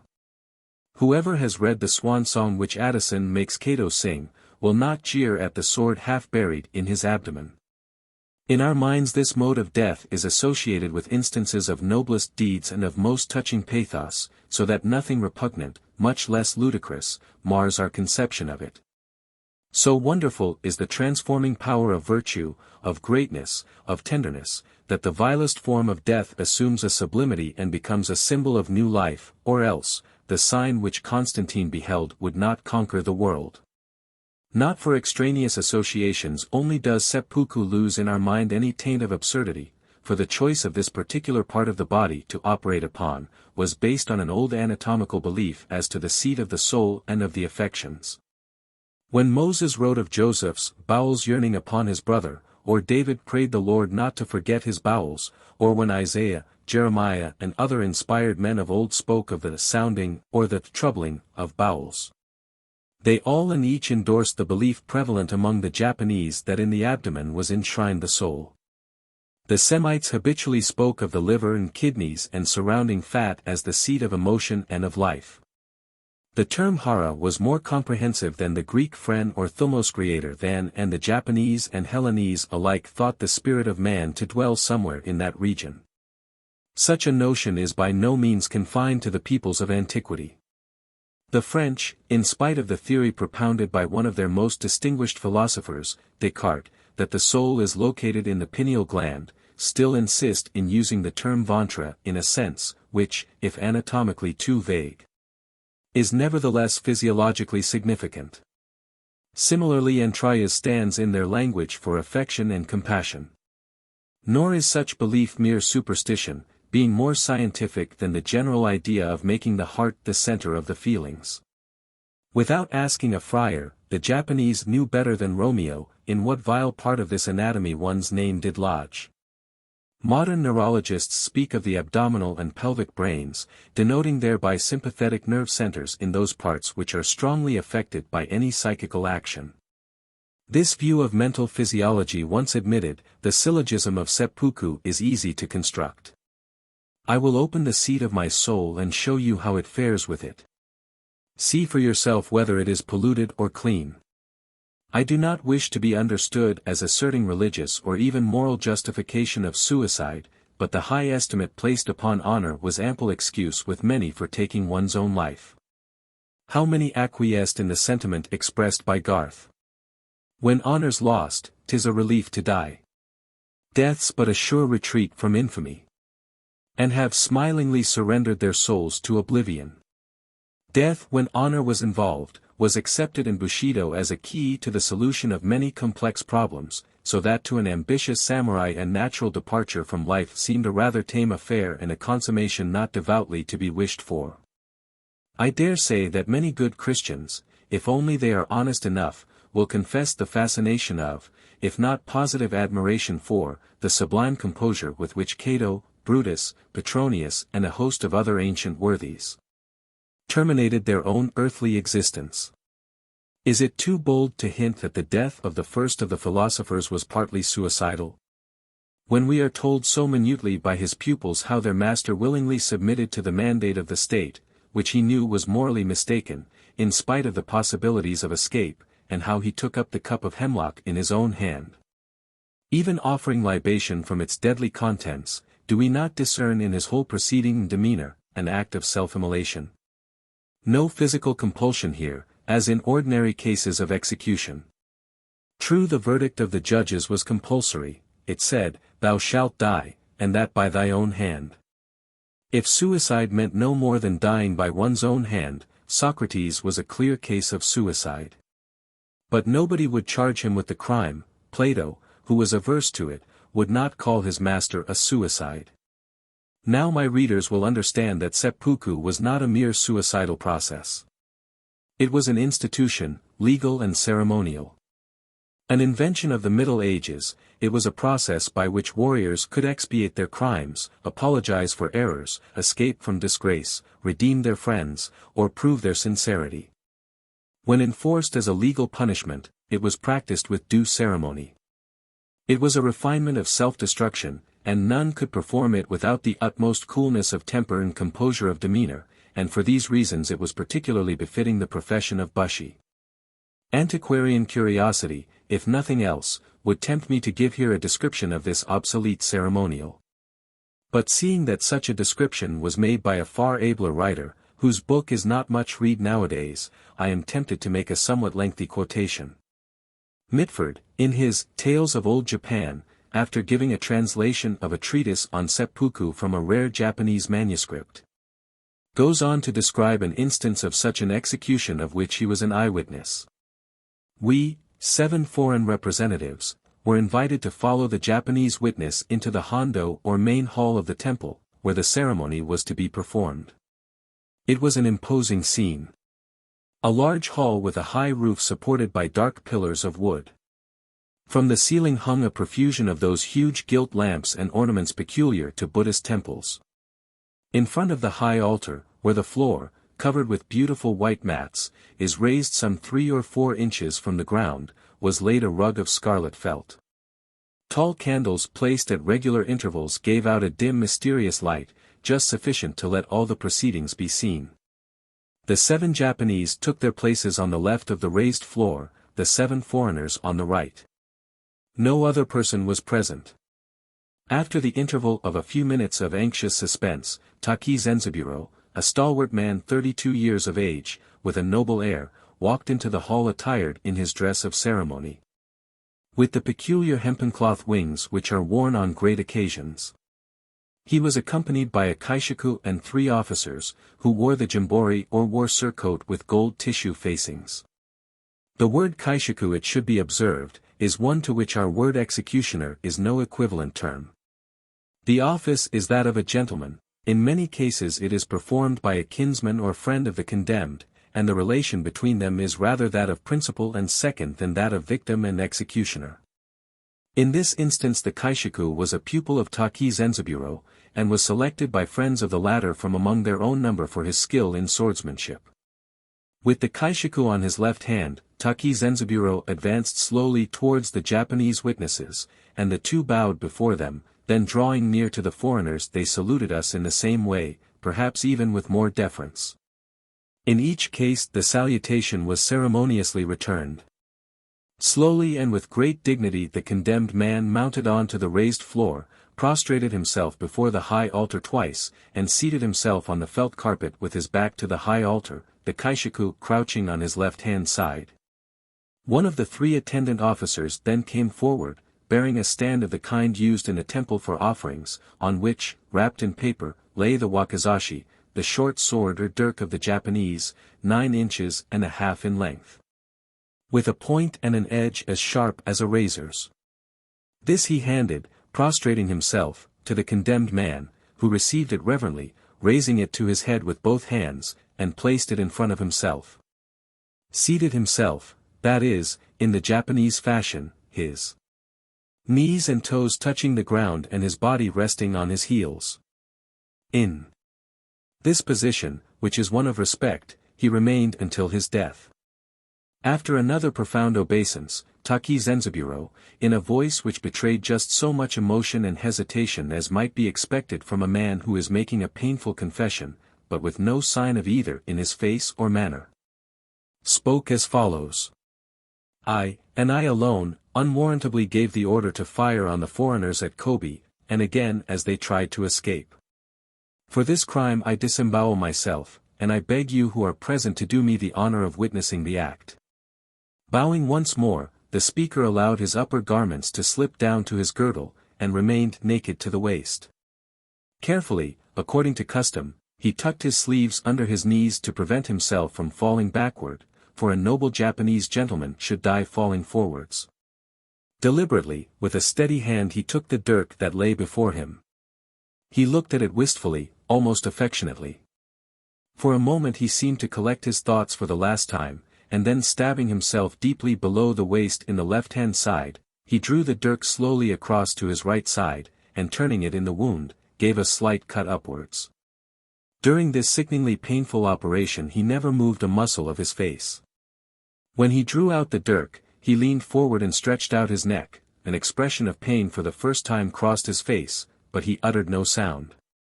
At that moment the kaishaku, still crouching by his side, had been keenly watching his every movement, sprang to his feet, poised his sword for a second in the air, there was a flash, a heavy, ugly thud, a crashing fall. With one blow the head had been severed from the body. A dead silence followed, broken only by the hideous noise of the blood throbbing out of the inert head before us, which but a moment before had been a brave and chivalrous man. It was horrible. The kaishaku made a low bow, wiped his sword with a piece of paper which he had ready for the purpose, and retired from the raised floor, and the stained dirk was solemnly borne away, a bloody proof of the execution. The 2 representatives of the Mikado then left their places, and crossing over to where the foreign witnesses sat, called to us to witness that the sentence of death upon Taki Zenzaburo had been faithfully carried out. The ceremony being at an end, we left the temple. I might multiply any number of descriptions of seppuku from literature or from the relation of eyewitnesses, but one more instance will suffice. 2 brothers, Sakan and Nike, respectively 24 and 17 years of age, made an effort to kill Ieyasu in order to avenge their father's wrongs, but before they could enter the camp they were made prisoners. The old general admired the pluck of the youths who dared an attempt on his life and ordered that they should be allowed to die an honorable death. Their little brother Hachimaru, a mere infant of 8 summers, was condemned to a similar fate, as the sentence was pronounced on all the male members of the family, and the three were taken to a monastery where it was to be executed. A physician who was present on the occasion has left us a diary from which the following scene is translated. When they were all seated in a row for final dispatch, Sakon turned to the youngest and said, "Go thou first, for I wish to be sure that thou doest it aright." Upon the little one's replying that, as he had never seen seppuku performed, he would like to see his brothers do it and then he could follow them, the older brothers smiled between their tears. "Well said, little fellow. So canst thou well boast of being our father's child." When they had placed him between them, Sakon thrust the dagger into the left side of his own abdomen and asked, "Look, brother. Dost understand now? Only, don't push the dagger too far, lest thou fall back. Lean forward, rather, and keep thy knees well composed." Nike did likewise and said to the boy, "Keep thy eyes open or else thou mayst look like a dying woman. If thy dagger feels anything within and thy strength fails, take courage and double thy effort to cut across." The child looked from one to the other, and when both had expired, he calmly half denuded himself and followed the example set him on either hand. The glorification of seppuku offered, naturally enough, no small temptation to its unwarranted committal. For causes entirely incompatible with reason, or for reasons entirely undeserving of death, hot-headed youths rushed into it as insects fly into fire. Mixed and dubious motives drove more samurai to this deed than nuns into convent gates. Life was cheap as reckoned by the popular standard of honor. The saddest feature was that honor, which was always in the agio, so to speak, was not always solid gold, but alloyed with baser metals. No one circle in the inferno will boast of greater density of Japanese population than the seventh, to which Dante consigns all victims of self-destruction. And yet, for a true samurai to hasten death or to court it, was alike cowardice. A typical fighter, when he lost battle after battle and was pursued from plain to hill and from bush to cavern, found himself hungry and alone in the dark hollow of a tree, his sword blunt with use. His bow broken and arrows exhausted, did not the noblest of the Romans fall upon his own sword in Philippi under like circumstances? Deemed it cowardly to die, but with a fortitude approaching a Christian martyr's, cheered himself with an impromptu verse. "Come. Evermore come. Ye dread sorrows and pains. And heap on my burdened back. That I not one test may lack. Of what strength in me remains." This, then, was the Bushido teaching: bear and face all calamities and adversities with patience and a pure conscience. For as Mencius taught, when heaven is about to confer a great office on anyone, it first exercises his mind with suffering and his sinews and bones with toil, it exposes his body to hunger and subjects him to extreme poverty. And it confounds his undertakings. In all these ways it stimulates his mind, hardens his nature, and supplies his incompetencies. True honor lies in fulfilling heaven's decree, and no death incurred in so doing is ignominious, whereas death to avoid what heaven has in store is cowardly indeed. In that quaint book of Sir Thomas Browne's, Religio Medici, there is an exact English equivalent for what is repeatedly taught in our precepts. Let me quote it: "It is a brave act of valor to contemn death, but where life is more terrible than death, it is then the truest valor to dare to live." A renowned priest of the 17th century satirically observed, "Talk as he may, a samurai who ne'er has died is apt in decisive moments to flee or hide." Again, him who once has died in the bottom of his breast, no spears of Sanada nor all the arrows of Tamatomo can pierce. How near we come to the portals of the temple whose builder taught, "He that losseth his life for my sake shall find it." These are but a few of the numerous examples which tend to confirm the moral identity of the human species, notwithstanding an attempt so assiduously made to render the distinction between Christian and pagan as great as possible. I used R. Legg's translation verbatim. We have thus seen that the Bushido institution of suicide was neither so irrational nor barbarous as its abuse strikes us at first sight. We will now see whether its sister institution of redress, or call it revenge, if you will, has its mitigating features. I hope I can dispose of this question in a few words, since a similar institution, or call it custom, if that suits you better, has at some time prevailed among all peoples and has not yet become entirely obsolete. As attested by the continuance of dueling and lynching. Why, has not an American captain recently challenged Esterhazy, that the wrongs of Dreyfus be avenged? Among a savage tribe which has no marriage, adultery is not a sin, and only the jealousy of a lover protects a woman from abuse, so in a time which has no criminal court, murder is not a crime. And only the vigilant vengeance of the victim's people preserves social order. What is the most beautiful thing on earth, said Osiris to Horus. The reply was, to avenge a parent's wrongs, to which a Japanese would have added, and a master's. In revenge there is something which satisfies one's sense of justice. The avenger reasons, my good father did not deserve death. He who killed him did great evil. My father, if he were alive, would not tolerate a deed like this. Heaven itself hates wrongdoing. It is the will of my father. It is the will of heaven that the evildoer cease from his work. He must perish by my hand, because he shed my father's blood. I, who am his flesh and blood, must shed the murderer's. The same heaven shall not shelter him and me. The ratiocination is simple and childish, though we know Hamlet did not reason much more deeply, nevertheless it shows an innate sense of exact balance and equal justice, an eye for an eye, a tooth for a tooth. Our sense of revenge is as exact as our mathematical faculty, and until both terms of the equation are satisfied we cannot get over the sense of something left undone. In Judaism, which believed in a jealous God, or in Greek mythology, which provided a nemesis, vengeance may be left to superhuman agencies. But common sense furnished Bushido with the institution of redress as a kind of ethical court of equity, where people could take cases not to be judged in accordance with ordinary law.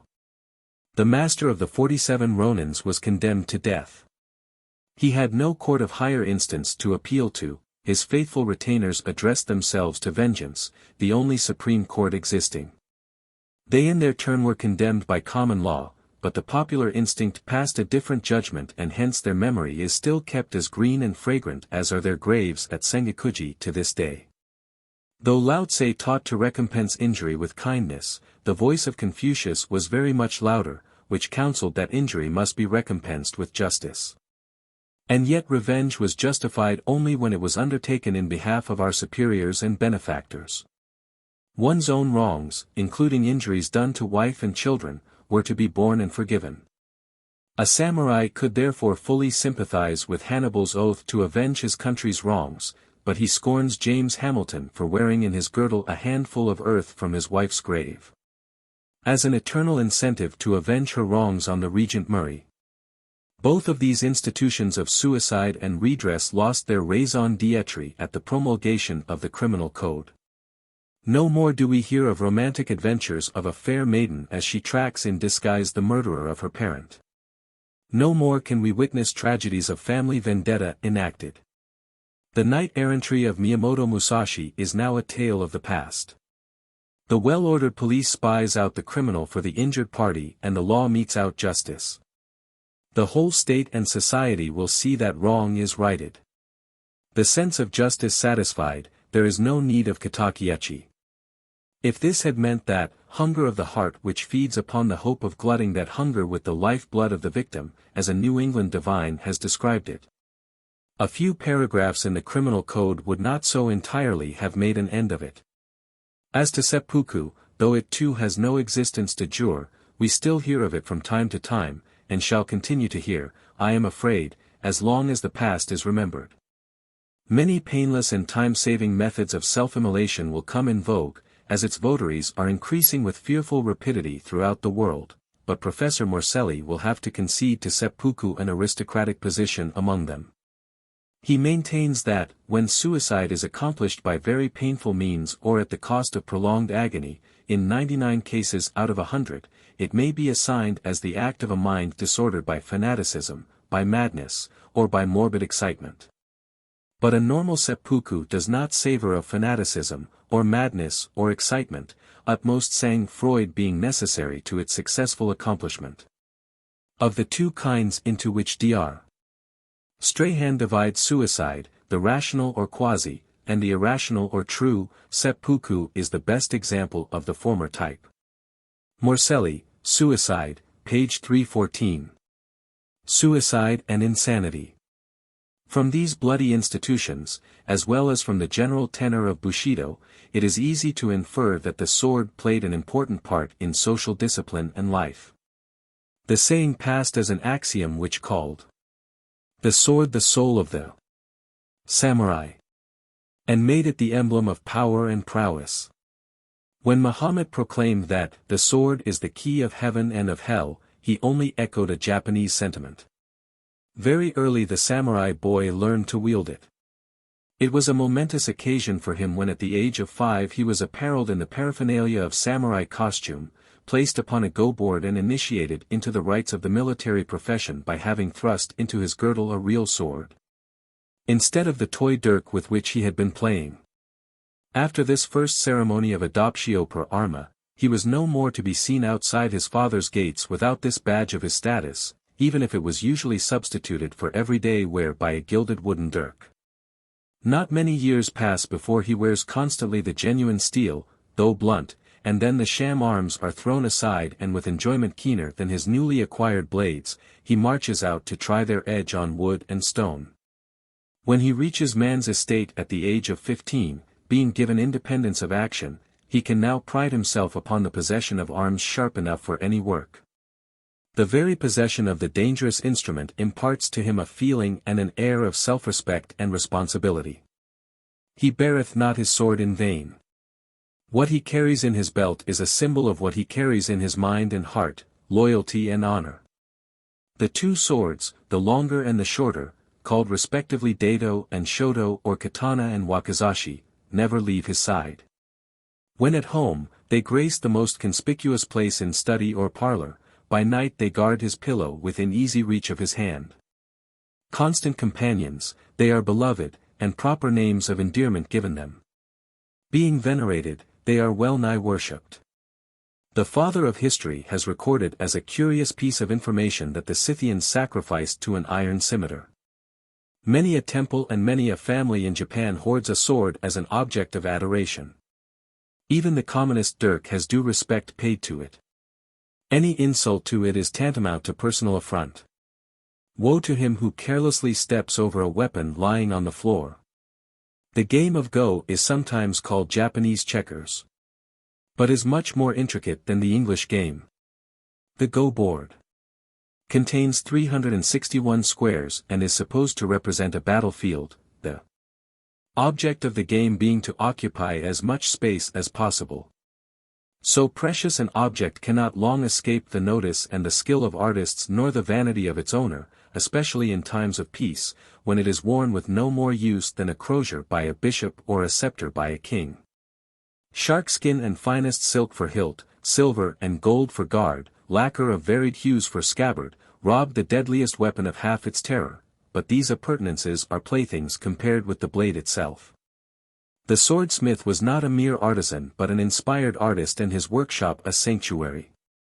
Daily he commenced his craft with prayer and purification, or, as the phrase was, he committed his soul and spirit into the forging and tempering of the steel. Every swing of the sledge, every plunge into water, every friction on the grindstone, was a religious act of no slight import. Was it the spirit of the master or of his tutelary god that cast a formidable spell over our sword? Perfect as a work of art, setting at defiance its Toledo and Damascus rivals, there is more than art could impart. Its cold blade, collecting on its surface the moment it is drawn the vapors of the atmosphere. Its immaculate texture, flashing light of bluish hue, its matchless edge, upon which histories and possibilities hang, the curve of its back, uniting exquisite grace with utmost strength. All these thrill us with mixed feelings of power and beauty, of awe and terror. Harmless were its mission, if it only remained a thing of beauty and joy. But, ever within reach of the hand, it presented no small temptation for abuse. Too often did the blade flash forth from its peaceful sheath. The abuse sometimes went so far as to try the acquired steel on some harmless creature's neck. The question that concerns us most is, however, did Bushido justify the promiscuous use of the weapon? The answer is unequivocally, no. As it laid great stress on its proper use, so did it denounce and abhor its misuse. A dastard or a braggart was he who brandished his weapon on undeserved occasions. A self-possessed man knows the right time to use it, and such times come but rarely. Let us listen to the late Count Kotsu, who passed through one of the most turbulent times of our history, when assassinations, suicides, and other sanguinary practices were the order of the day. Endowed as he once was with almost dictatorial powers, repeatedly marked out as an object for assassination, he never tarnished his sword with blood. In relating some of his reminiscences to a friend he says, in a quaint, plebeian way peculiar to him, "I have a great dislike for killing people, and so I haven't killed one single man. I have released those whose heads should have been chopped off." A friend said to me one day, "You don't kill enough. Don't you eat pepper and eggplants?" Well, some people are no better. But you see, that fellow was slain himself. My escape may be due to my dislike of killing. I had the hilt of my sword so tightly fastened to the scabbard that it was hard to draw the blade. I made up my mind that though they cut me, I will not cut. Yes, yes. Some people are truly like fleas and mosquitoes, and they bite, but what does their biting amount to? It itches a little, that's all, it won't endanger life. These are the words of one whose Bushido training was tried in the fiery furnace of adversity and triumph. The popular apothegm, "to be beaten is to conquer," meaning true conquest consists in not opposing a riotous foe. And the best won victory is that obtained without shedding of blood, and others of similar import, will show that after all the ultimate ideal of knighthood was peace. It was a great pity that this high ideal was left exclusively to priests and moralists to preach, while the samurai went on practicing in extolling martial traits. In this they went so far as to tinge the ideals of womanhood with Amazonian character. Here we may profitably devote a few paragraphs to the subject of the training and position of woman. The female half of our species has sometimes been called the paragon of paradoxes, because the intuitive working of its mind is beyond the comprehension of men's arithmetical understanding. The Chinese ideogram denoting the mysterious, the unknowable, consists of two parts, one meaning young and the other woman. Because the physical charms and delicate thoughts of the fair sex are above the coarse mental caliber of our sex to explain. In the Bushido ideal of woman, however, there is little mystery in only a seeming paradox. I have said that it was Amazonian, but that is only half the truth. Ideographically, the Chinese represent wife by a woman holding a broom, certainly not to brandish it offensively or defensively against her conjugal ally, neither for witchcraft, but for the more harmless uses for which the besom was first invented. The idea involved being thus not less homely than the etymological derivation of the English wife, weaver, and daughter, duhitter, milkmaid. Without confining the sphere of woman's activity to Kusch, Kirche, Kinder, as the present German Kaiser is said to do, the Bushido ideal of womanhood was preeminently domestic. These seeming contradictions, domesticity in Amazonian traits, are not inconsistent with the precepts of knighthood, as we shall see. Bushido being a teaching primarily intended for the masculine sex, the virtues it prized in woman were naturally far from being distinctly feminine. Winckelmann remarks that the supreme beauty of Greek art is rather male than female, and Lecky adds that it was true in the moral conception of the Greeks as in their art. Bushido similarly praised those women most, who emancipated themselves from the frailty of their sex and displayed an heroic fortitude worthy of the strongest and the bravest of men. Young girls therefore, were trained to repress their feelings, to indurate their nerves, to manipulate weapons, especially the long-handled sword called naginata, so as to be able to hold their own against unexpected odds. Yet the primary motive for exercises of this martial character was not for use in the field, it was twofold, personal and domestic. Woman, owning no suzerain of her own, formed her own bodyguard. With her weapon she guarded her personal sanctity with as much zeal as her husband did his master's. The domestic utility of her warlike training was in the education of her sons, as we shall see later. Lecky, History of European Morals 2, page 383.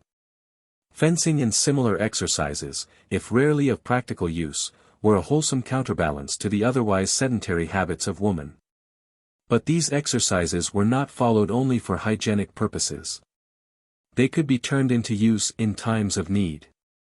Girls, when they reached womanhood, were presented with dirks, kaiken, pocket poniards, which might be directed to the bosom of their assailants, or, if advisable, to their own. The latter was very often the case, and yet I will not judge them severely. Even the Christian conscience with its horror of self-immolation, will not be harsh with them, seeing Pelagia and Domnina, two suicides, were canonized for their purity and piety. When a Japanese Virginia saw her chastity menaced, she did not wait for her father's dagger. Her own weapon lay always in her bosom. It was a disgrace to her not to know the proper way in which she had to perpetrate self-destruction. For example, little as she was taught in anatomy, she must know the exact spot to cut in her throat, she must know how to tie her lower limbs together with a belt so that, whatever the agonies of death might be, her corpse be found in utmost modesty with the limbs properly composed. Is not a caution like this worthy of the Christian Perpetua or the Vestal Cornelia? I would not put such an abrupt interrogation, were it not for a misconception, based on our bathing customs and other trifles, that chastity is unknown among us. On the contrary, chastity was a preeminent virtue of the samurai woman, held above life itself. A young woman, taken prisoner, seeing herself in danger of violence at the hands of the rough soldiery, says she will obey their pleasure, provided she be first allowed to write a line to her sisters, whom war has dispersed in every direction. When the epistle is finished, off she runs to the nearest well and saves her honor by drowning. The letter she leaves behind ends with these verses. For fear lest clouds may dim her light, should she but graze this nether sphere, the young moon poised above the height doth hastily betake to flight. For a very sensible explanation of nudity and bathing see Fink's Lotus Time in Japan, pp. 286–297. It would be unfair to give my readers an idea that masculinity alone was our highest ideal for woman. Far from it. Accomplishments and the gentler graces of life were required of them. Music, dancing and literature were not neglected. Some of the finest verses in our literature were expressions of feminine sentiments. In fact, women played an important role in the history of Japanese belles lettres. Dancing was taught, I am speaking of samurai girls and not of geisha, only to smooth the angularity of their movements. Music was to regale the weary hours of their fathers and husbands. Hence it was not for the technique, the art as such, that music was learned, for the ultimate object was purification of heart, since it was said that no harmony of sound is attainable without the player's heart being in harmony with herself. Here again we see the same idea prevailing which we notice in the training of youths, that accomplishments were ever kept subservient to moral worth. Just enough of music and dancing to add grace and brightness to life, but never to foster vanity and extravagance. I sympathize with the Persian prince, who, when taken into a ballroom in London and asked to take part in the merriment, bluntly remarked that in his country they provided a particular set of girls to do that kind of business for them. The accomplishments of our women were not acquired for show or social ascendancy. They were a home diversion. And if they shone in social parties, it was as the attributes of a hostess, in other words, as a part of the household contrivance for hospitality. Domesticity guided their education. It may be said that the accomplishments of the women of old Japan, be they martial or pacific in character, were mainly intended for the home, and, however far they might roam, they never lost sight of the hearth as the center. It was to maintain its honor and integrity that they slaved, drudged, and gave up their lives. Night and day, in tones at once firm and tender, brave and plaintive, they sang to their little nests. As daughter, woman sacrificed herself for her father, as wife for her husband, and as mother for her son. Thus from earliest youth she was taught to deny herself. Her life was not one of independence, but of dependent service. Man's helpmeet, if her presence is helpful she stays on the stage with him, if it hinders his work, she retires behind the curtain. Not infrequently does it happen that a youth becomes enamored of a maiden who returns his love with equal ardor, but, when she realizes his interest in her makes him forgetful of his duties, disfigures her person that her attractions may cease. Azuma, the ideal wife in the minds of samurai girls, finds herself loved by a man who, in order to win her affection, conspires against her husband. Upon pretense of joining in the guilty plot, she manages in the dark to take her husband's place, and the sword of the lover-assassin descends upon her own devoted head. The following epistle written by the wife of a young daimyo, before taking her own life, needs no comment. Oft have I heard that no accident or chance ever mars the march of events here below, and that all moves in accordance with a plan. To take shelter under a common bough or a drink of the same river, is alike ordained from ages prior to our birth. Since we were joined in ties of eternal wedlock, now 2 short years ago, my heart hath followed thee, even as its shadow followeth an object, inseparably bound heart to heart, loving and being loved. Learning but recently, however, that the coming battle is to be the last of thy labor and life, take the farewell greeting of thy loving partner. I have heard that Kouyu, the mighty warrior of ancient China, lost a battle, loath to part with his favorite Gu.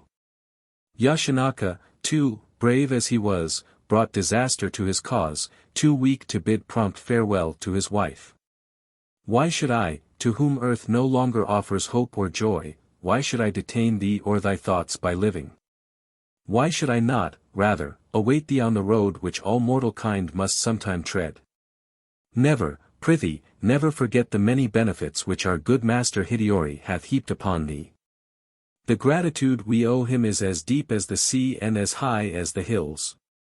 Woman's surrender of herself to the good of her husband, home and family, was as willing and honorable as the man's self-surrender to the good of his lord and country. Self-renunciation, without which no life enigma can be solved, was the keynote of the loyalty of man as well as of the domesticity of woman. She was no more the slave of man than was her husband of his liege lord, and the part she played was recognized as Neijo, the inner help. In the ascending scale of service stood woman, who annihilated herself for man, that he might annihilate himself for the master, that he in turn might obey heaven. I know the weakness of this teaching and that the superiority of Christianity is nowhere more manifest than here, in that it requires of each and every living soul direct responsibility to its Creator. Nevertheless, as far as the doctrine of service, the serving of a cause higher than one's own self, even at the sacrifice of one's individuality. I say the doctrine of service, which is the greatest that Christ preached and is the sacred keynote of his mission, as far as that is concerned, Bushido is based on eternal truth. My readers will not accuse me of undue prejudice in favor of slavish surrender of volition. I accept in a large measure the view advanced with breadth of learning and defended with profundity of thought by Hegel, that history is the unfolding and realization of freedom. The point I wish to make is that the whole teaching of Bushido was so thoroughly imbued with the spirit of self-sacrifice, that it was required not only of woman but of man. Hence, until the influence of its precepts is entirely done away with, our society will not realize the view rashly expressed by an American exponent of woman's rights, who exclaimed, "May all the daughters of Japan rise in revolt against ancient customs." Can such a revolt succeed? Will it improve the female status? Will the rights they gain by such a summary process repay the loss of that sweetness of disposition, that gentleness of manner, which are their present heritage? Was not the loss of domesticity on the part of Roman matrons followed by moral corruption too gross to mention? Can the American reformer assure us that a revolt of our daughters is the true course for their historical development to take? These are grave questions. Changes must and will come without revolts. In the meantime, let us see whether the status of the fair sex under the Bushido regimen was really so bad as to justify a revolt. We hear much of the outward respect European knights paid to God and the ladies, the incongruity of the two terms making Gibbon blush. We are also told by Hallam that the morality of chivalry was coarse, that gallantry implied illicit love. The effect of chivalry on the weaker vessel was food for reflection on the part of philosophers, M. Guizot contending that feudalism and chivalry wrought wholesome influences, while Mr. Spencer tells us that in a militant society, and what is feudal society if not militant? The position of woman is necessarily low, improving only as society becomes more industrial. Now is M. Guizot's theory true of Japan, or is Mr. Spencer's? In reply I might aver that both are right. The military class in Japan was restricted to the samurai, comprising nearly 2 million souls. Above them were the military nobles, the daimyo, and the court nobles, the kyuji, these higher, sybaritical nobles being fighters only in name. Below them were masses of the common people, mechanics, tradesmen, and peasants, whose life was devoted to arts of peace. Thus what Herbert Spencer gives as the characteristics of a militant type of society may be said to have been exclusively confined to the samurai class, while those of the industrial type were applicable to the classes above and below it. This is well illustrated by the position of woman, for in no class did she experience less freedom than among the samurai. Strange to say, the lower the social class, as, for instance, among small artisans, the more equal was the position of husband and wife. Among the higher nobility, too, the difference in the relations of the sexes was less marked, chiefly because there were few occasions to bring the differences of sex into prominence, the leisurely nobleman having become literally effeminate. Thus Spencer's dictum was fully exemplified in Old Japan. As to Guizot's, those who read his presentation of a feudal community will remember that he had the higher nobility especially under consideration, so that his generalization applies to the daimyo and the kyuji. I shall be guilty of gross injustice to historical truth if my words give one a very low opinion of the status of woman under Bushido. I do not hesitate to state that she was not treated as man's equal. But until we learn to discriminate between difference and inequalities, there will always be misunderstandings upon this subject.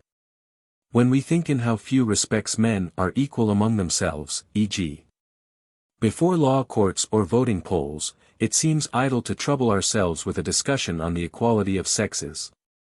When the American Declaration of Independence said that all men were created equal, it had no reference to their mental or physical gifts, it simply repeated what Ulpian long ago announced, that before the law all men are equal.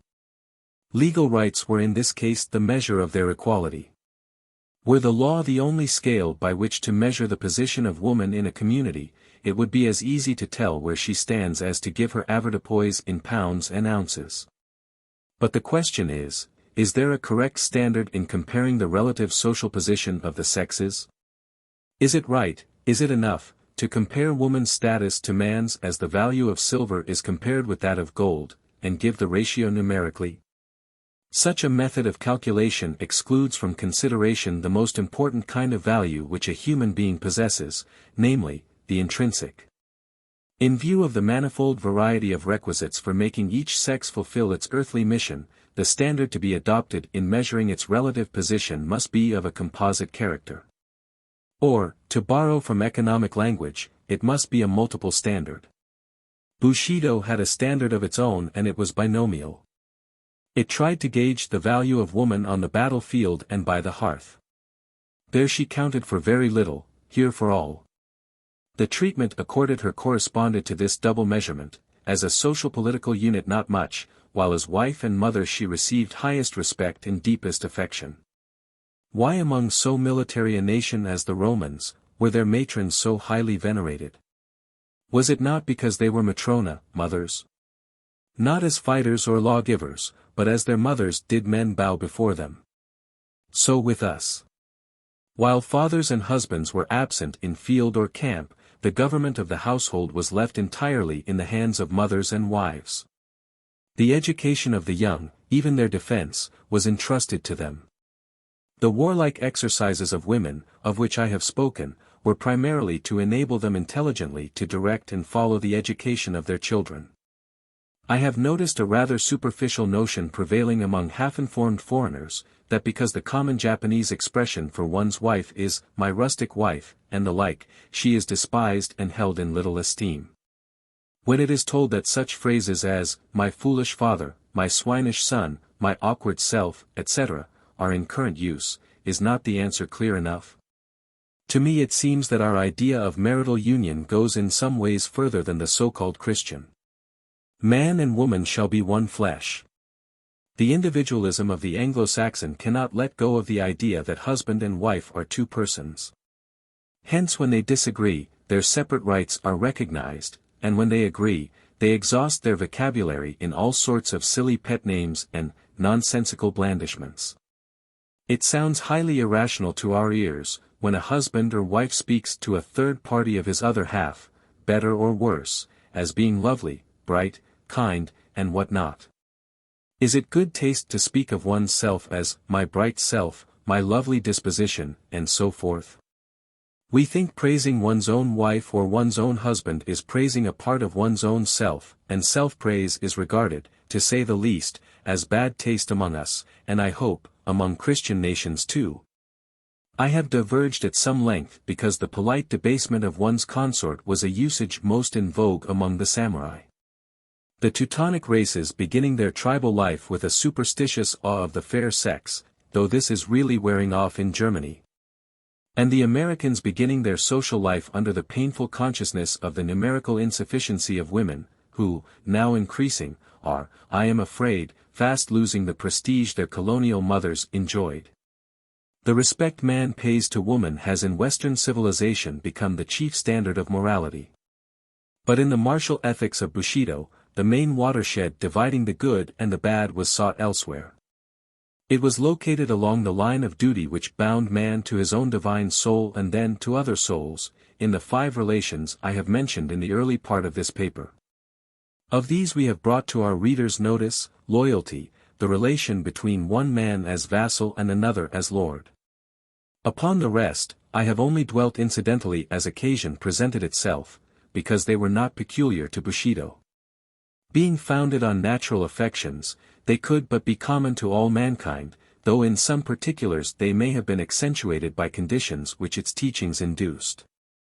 In this connection, there comes before me the peculiar strength and tenderness of friendship between man and man, which often added to the bond of brotherhood a romantic attachment doubtless intensified by the separation of the sexes in youth.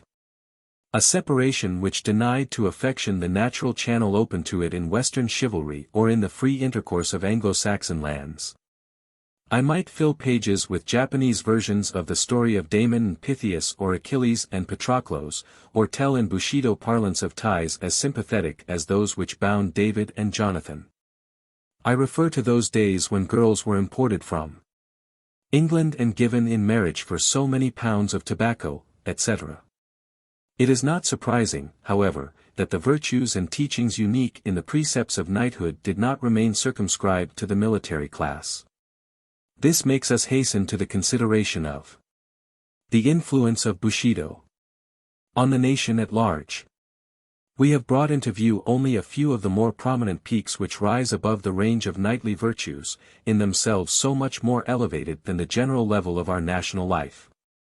As the sun in its rising first tips the highest peaks with russet hue, and then gradually casts its rays on the valley below, so the ethical system which first enlightened the military order drew in course of time followers from amongst the masses. Democracy raises up a natural prince for its leader, and aristocracy infuses a princely spirit among the people. Virtues are no less contagious than vices. There needs but one wise man in a company, and all are wise, so rapid is the contagion, says Emerson.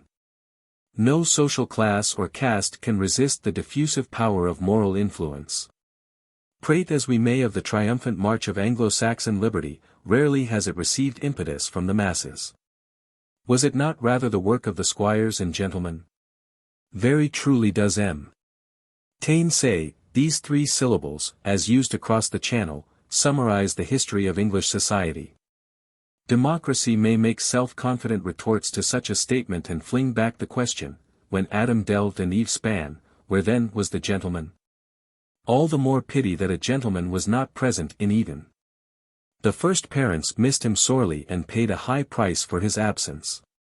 Had he been there, not only would the garden have been more tastefully dressed, but they would have learned without painful experience that disobedience to Jehovah was disloyalty in dishonor, treason and rebellion.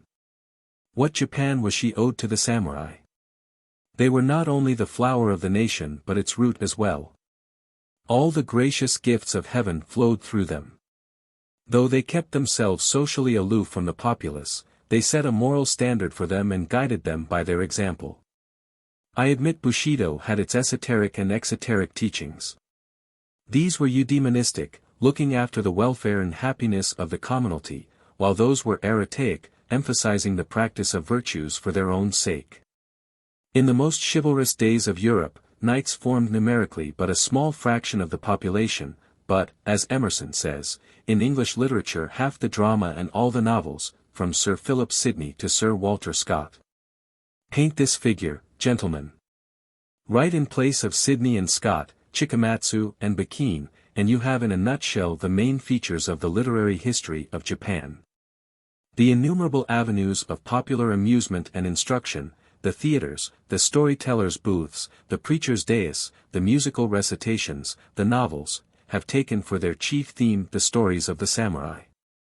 The peasants round the open fire in their huts never tire of repeating the achievements of Yoshitsune and his faithful retainer Benkei, or of the two brave Soga brothers.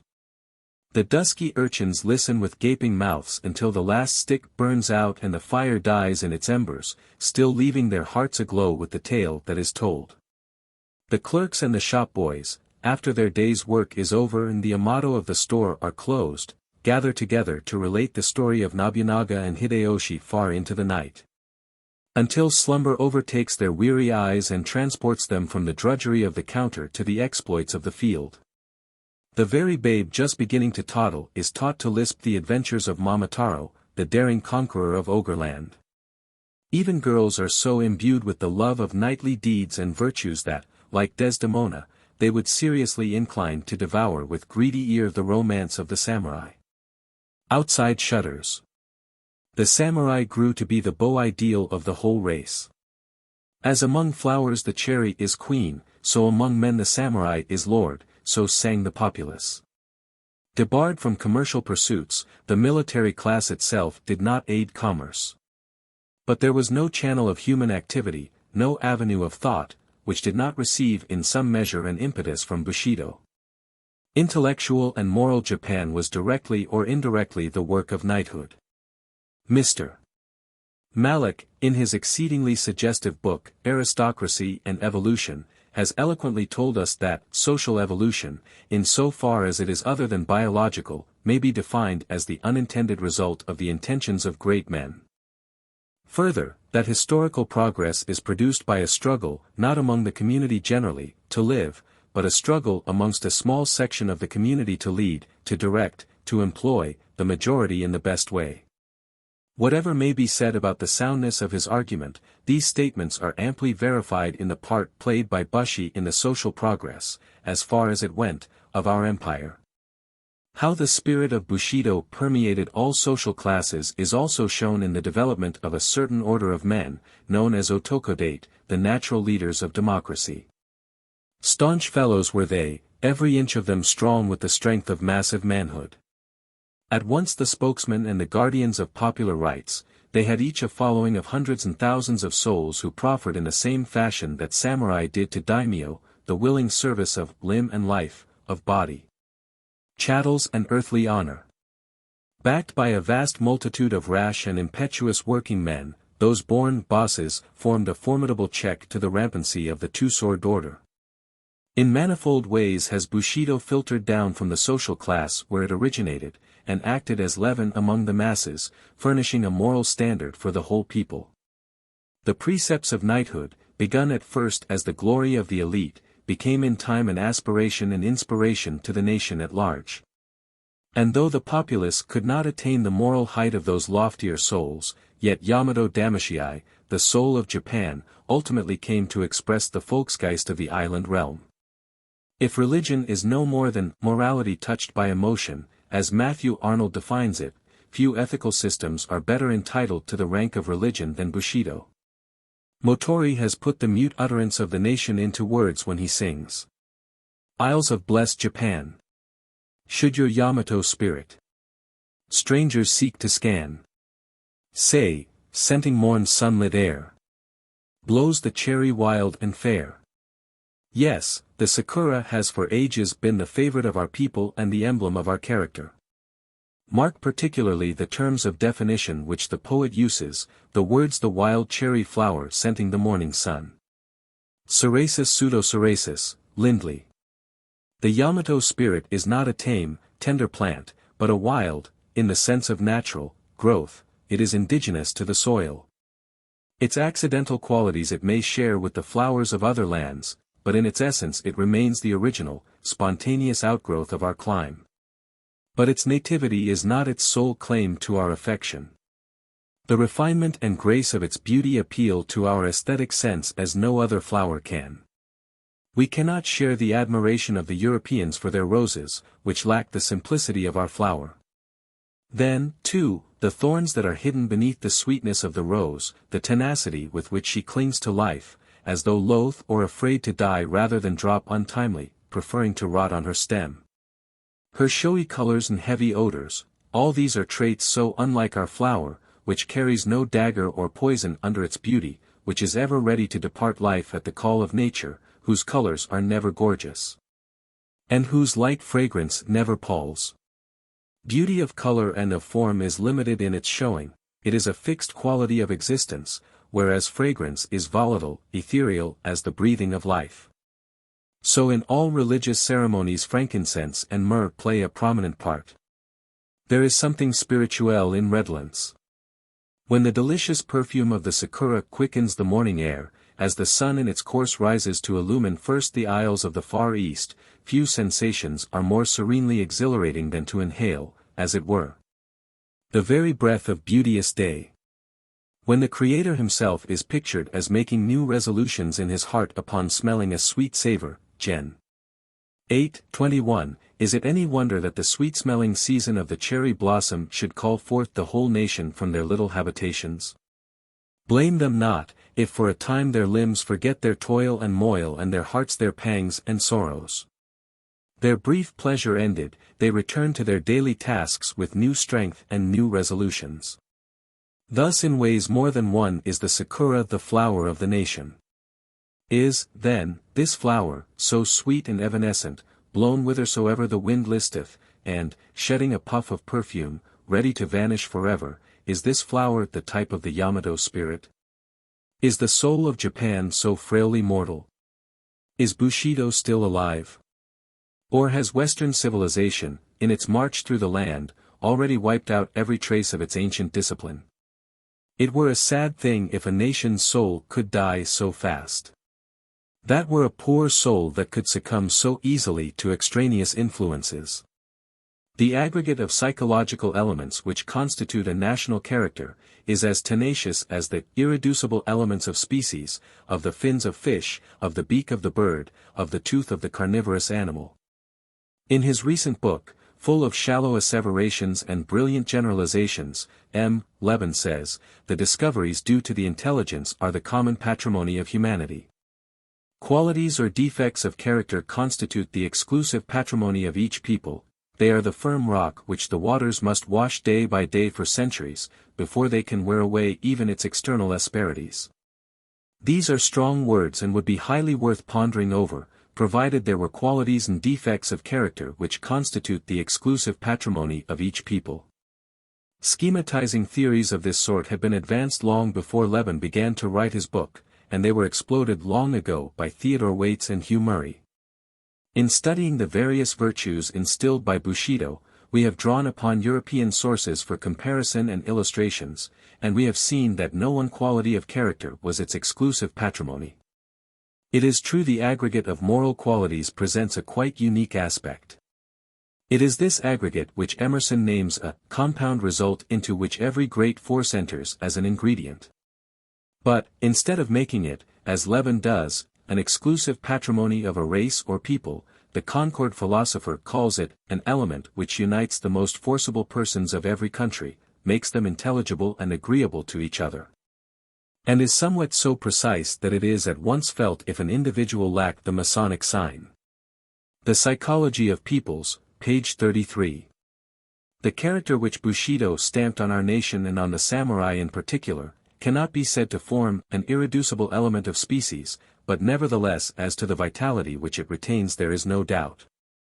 Were Bushido a mere physical force, the momentum it has gained in the last 700 years could not stop so abruptly. Were it transmitted only by heredity, its influence must be immensely widespread. Just think, as M. Chassin, a French economist, has calculated, that supposing there be 3 generations in a century, each of us would have in his veins the blood of at least 20 millions of the people living in the year 1000 AD.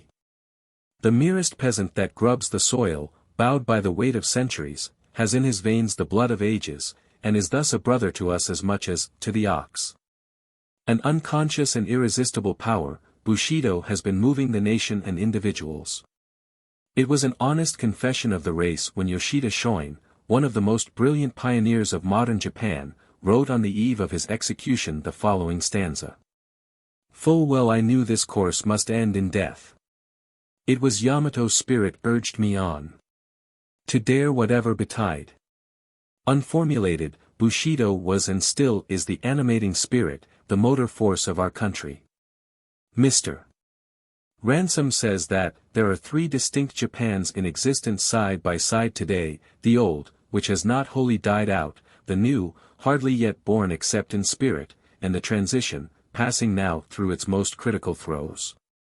While this is very true in most respects, and particularly as regards tangible and concrete institutions, the statement, as applied to fundamental ethical notions, requires some modification. For Bushido, the maker and product of old Japan, is still the guiding principle of the transition and will prove the formative force of the new era. The great statesmen who steered the ship of our state through the hurricane of the Restoration and the whirlpool of national rejuvenation, were men who knew no other moral teaching than the precepts of knighthood. Some writers have lately tried to prove that the Christian missionaries contributed an appreciable quota to the making of New Japan. I would fain render honor to whom honor is due, but this honor can hardly be accorded to the good missionaries. More fitting it will be to their profession to stick to the scriptural injunction of preferring one another in honor, than to advance a claim in which they have no proofs to back them. For myself, I believe that Christian missionaries are doing great things for Japan, in the domain of education, and especially of moral education, only. The mysterious though not the less certain working of the Spirit is still hidden in divine secrecy. Whatever they do is still of indirect effect. No, as yet Christian missions have effected but little visible in molding the character of New Japan. No, it was Bushido, pure and simple, that urged us on for weal or woe. Open the biographies of the makers of modern Japan, of Sakuma, of Seigo, of Okubo, of Kido, not to mention the reminiscences of living men such as Ito, Okumer, Itagaki, etc. And you will find that it was under the impetus of samuraihood that they thought and wrought. When Mr. Henry Norman declared, after his study and observation of the Far East, that only the respect in which Japan differed from other Oriental despotisms lay in the ruling influence among her people of the strictest, loftiest, and the most punctilious codes of honor that man has ever devised, he touched the main spring which has made New Japan what she is and which will make her what she is destined to be. Speer, Missions and Politics in Asia, Lecture 4, pp. 189-190, Dennis, Christian Missions and Social Progress, Volume 1, p. 32, Volume 2, page 70, etc. The Far East, page 375. The transformation of Japan is a fact patent to the whole world. In a work of such magnitude various motives naturally entered, but if one were to name the principal, one would not hesitate to name Bushido. When we opened the whole country to foreign trade, when we introduced the latest improvements in every department of life, when we began to study Western politics and sciences, our guiding motive was not the development of our physical resources and the increase of wealth. Much less was it a blind imitation of Western customs. A close observer of Oriental institutions and peoples has written, "We are told every day how Europe has influenced Japan, and forget that the change in those islands was entirely self-generated, that Europeans did not teach Japan, but that Japan of herself chose to learn from Europe methods of organization, civil and military, which have so far proved successful. She imported European mechanical science, as the Turks years before imported European artillery. That is not exactly influence, continues Mr. Townsend, unless, indeed, England is influenced by purchasing tea of China. Where is the European apostle, asks our author, or philosopher or statesman or agitator who has remade Japan? Mr. Townsend has well perceived that the spring of action which brought about the changes in Japan lay entirely within our own selves. And if he had only probed into our psychology, his keen powers of observation would easily have convinced him that that spring was no other than Bushido.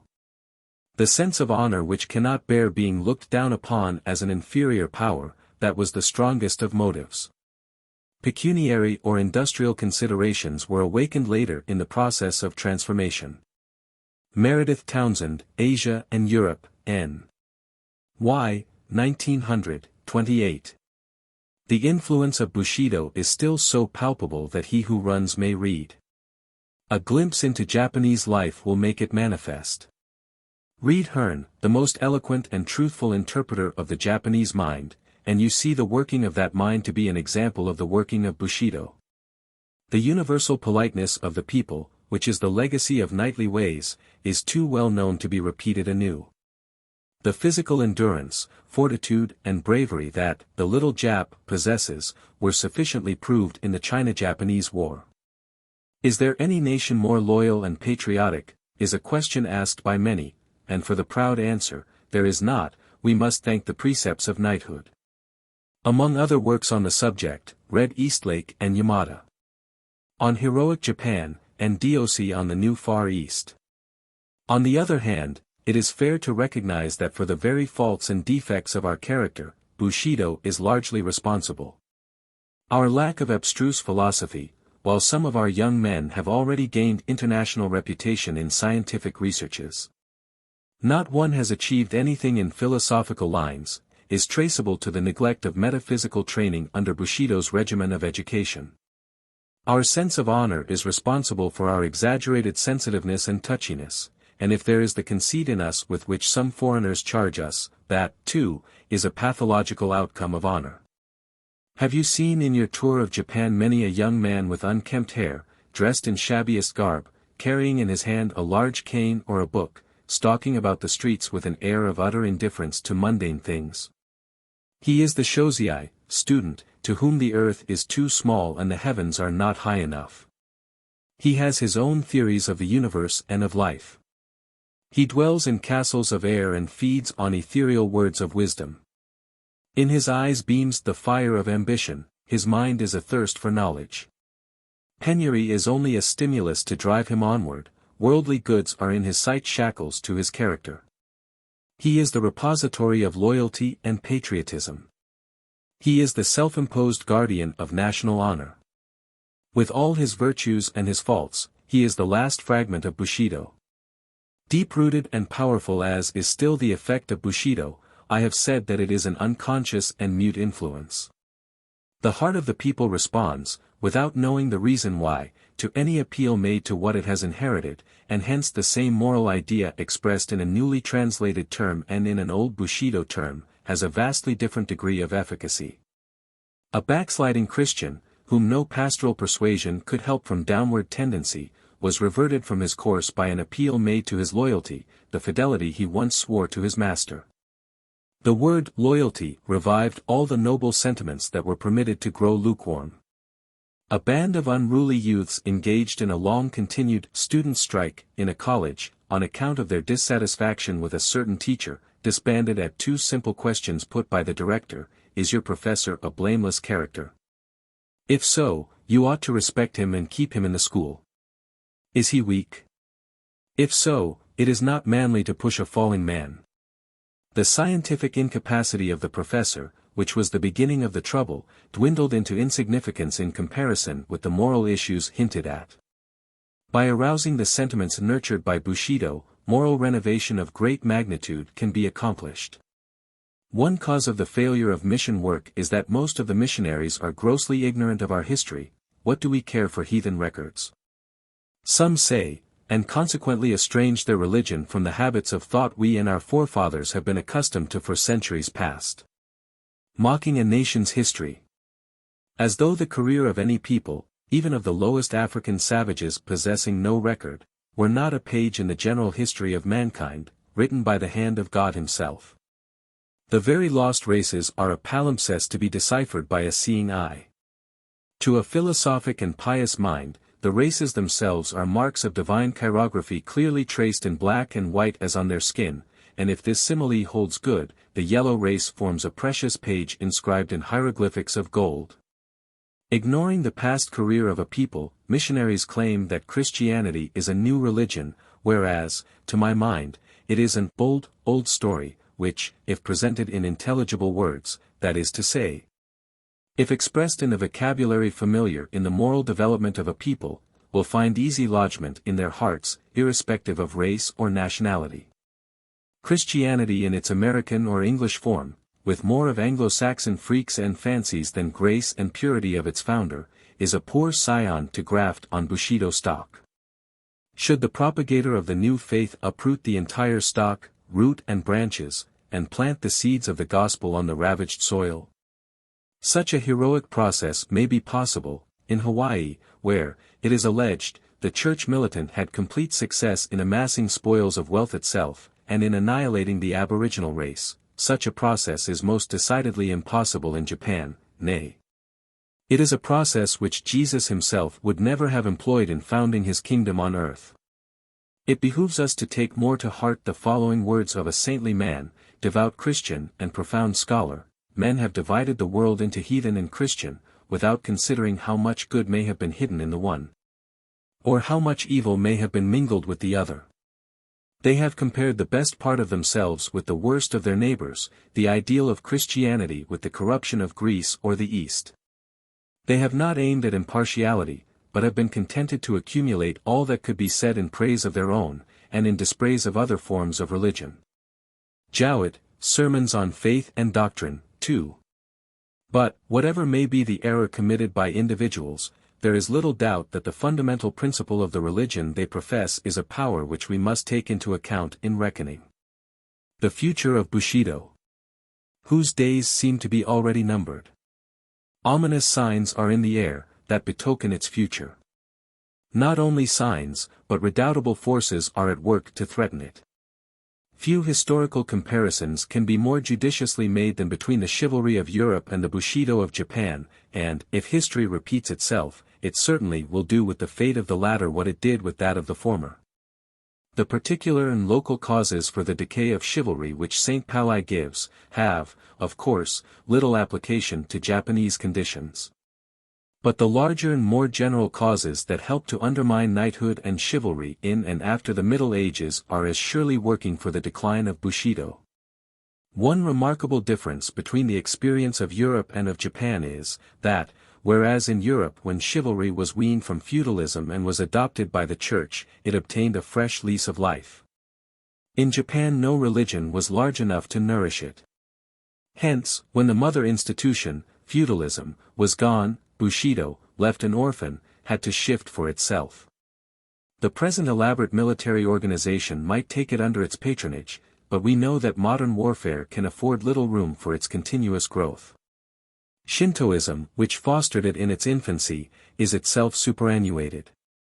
The hoary sages of ancient China are being supplanted by the intellectual parvenu of the type of Bentham and Mill. Moral theories of a comfortable kind, flattering to the chauvinistic tendencies of the time, and therefore thought well adapted to the need of this day, have been invented and propounded. But as yet we hear only their shrill voices echoing through the columns of yellow journalism. Principalities and powers are arrayed against the precepts of knighthood. Already, as Veblen says, the decay of the ceremonial code, or, as it is otherwise called, the vulgarization of life, among the industrial classes proper, has become one of the chief enormities of latter-day civilization in the eyes of all persons of delicate sensibilities. The irresistible tide of triumphant democracy, which can tolerate no form or shape of trust, and Bushido was a trust organized by those who monopolized reserve capital of intellect and culture. Fixing the grades and value of moral qualities, is alone powerful enough to engulf the remnant of Bushido. The present societary forces are antagonistic to petty class spirit, and chivalry is, as Freeman severely criticizes, a class spirit. Modern society, if it pretends to any unity, cannot admit purely personal obligations devised in the interests of an exclusive class. Add to this the progress of popular instruction, of industrial arts and habits, of wealth and city life. Then we can easily see that neither the keenest cuts of samurai's sword or the sharpest shafts shot from Bushido's boldest bows can aught avail. The state built upon the rock of honor and fortified by the same, shall we call it the Ehrenstadt or, after the manner of Carlyle, the hierarchy? Is fast falling into the hands of quibbling lawyers and gibbering politicians armed with logic-chopping engines of war. The words which a great thinker used in speaking of Teresa and Antigone may aptly be repeated of the samurai, that the medium in which their ardent deeds took shape is forever gone. Norman Conquest, Volume 5, page 482. Alas for knightly virtues! Alas for samurai pride! Morality ushered into the world with the sound of bugles and drums, is destined to fade away as the captains and the kings depart. If history can teach us anything, the state built on martial virtues, be it a city like Sparta or an empire like Rome, can never make on earth a continuing city. Universal and natural as is the fighting instinct in man, fruitful as it has proved to be of noble sentiments and manly virtues, it does not comprehend the whole man.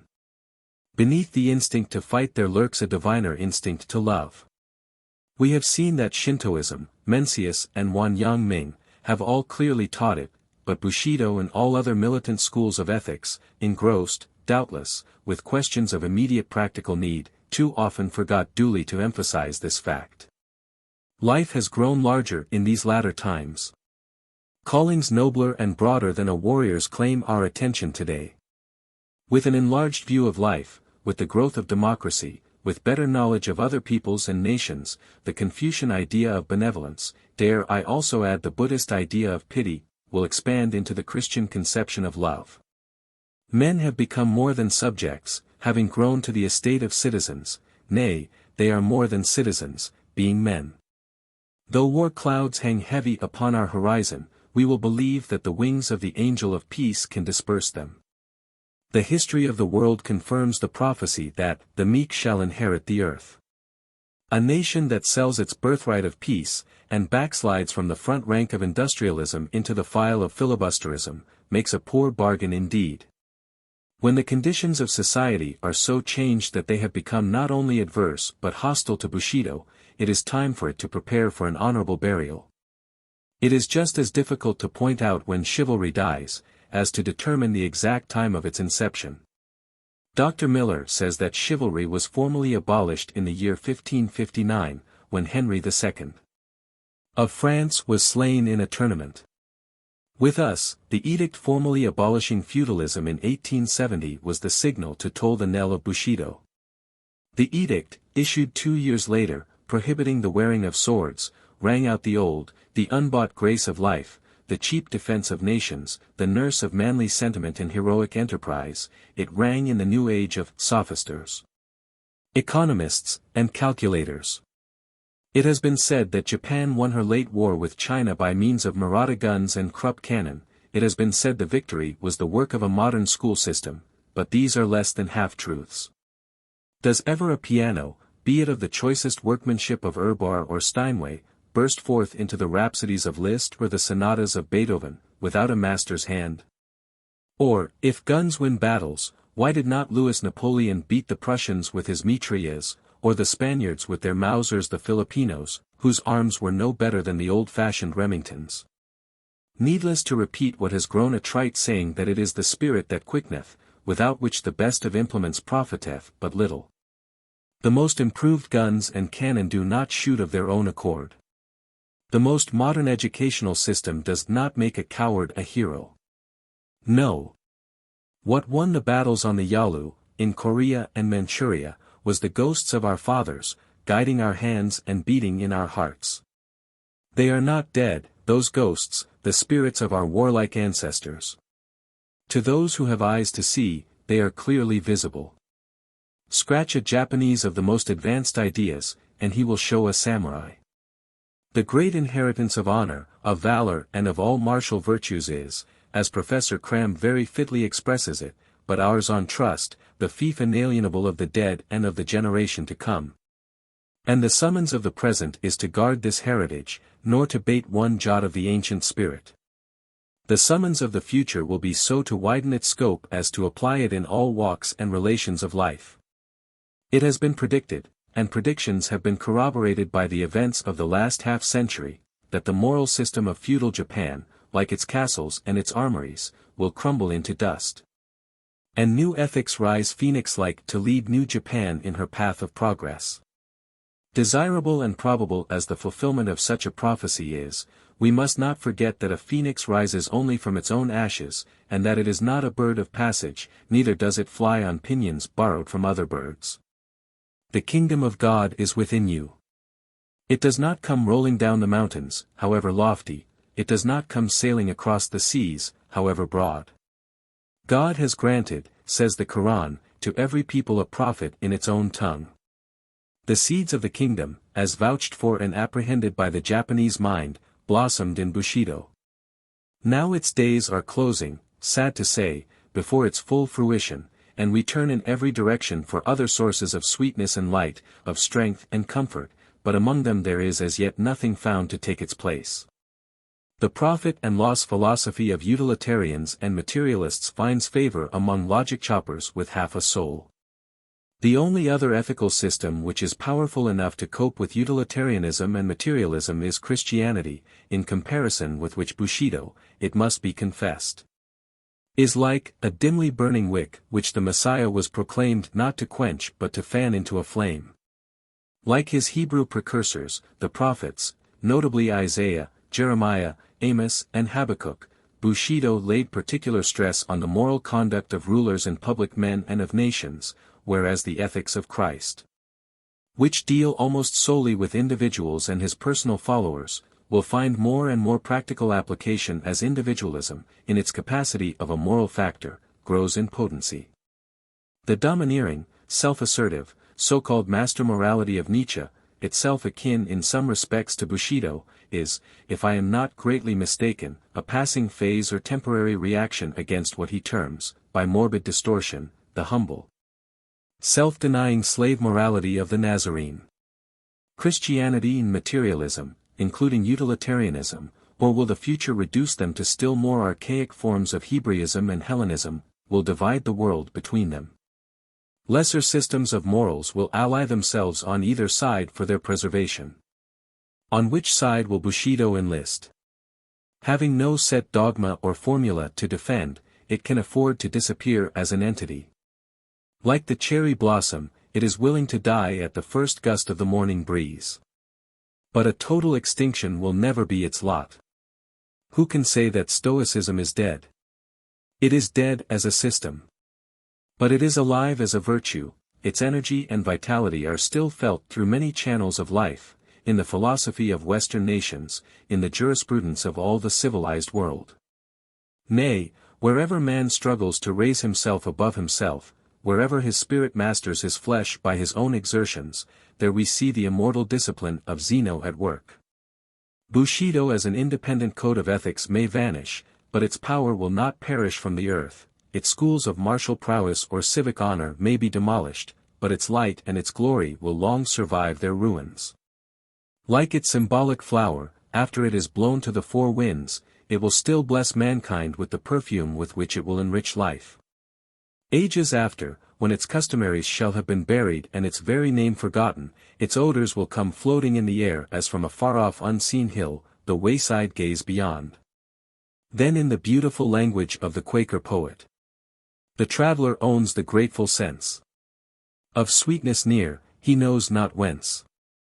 And, pausing, takes with forehead bare the benediction of the air.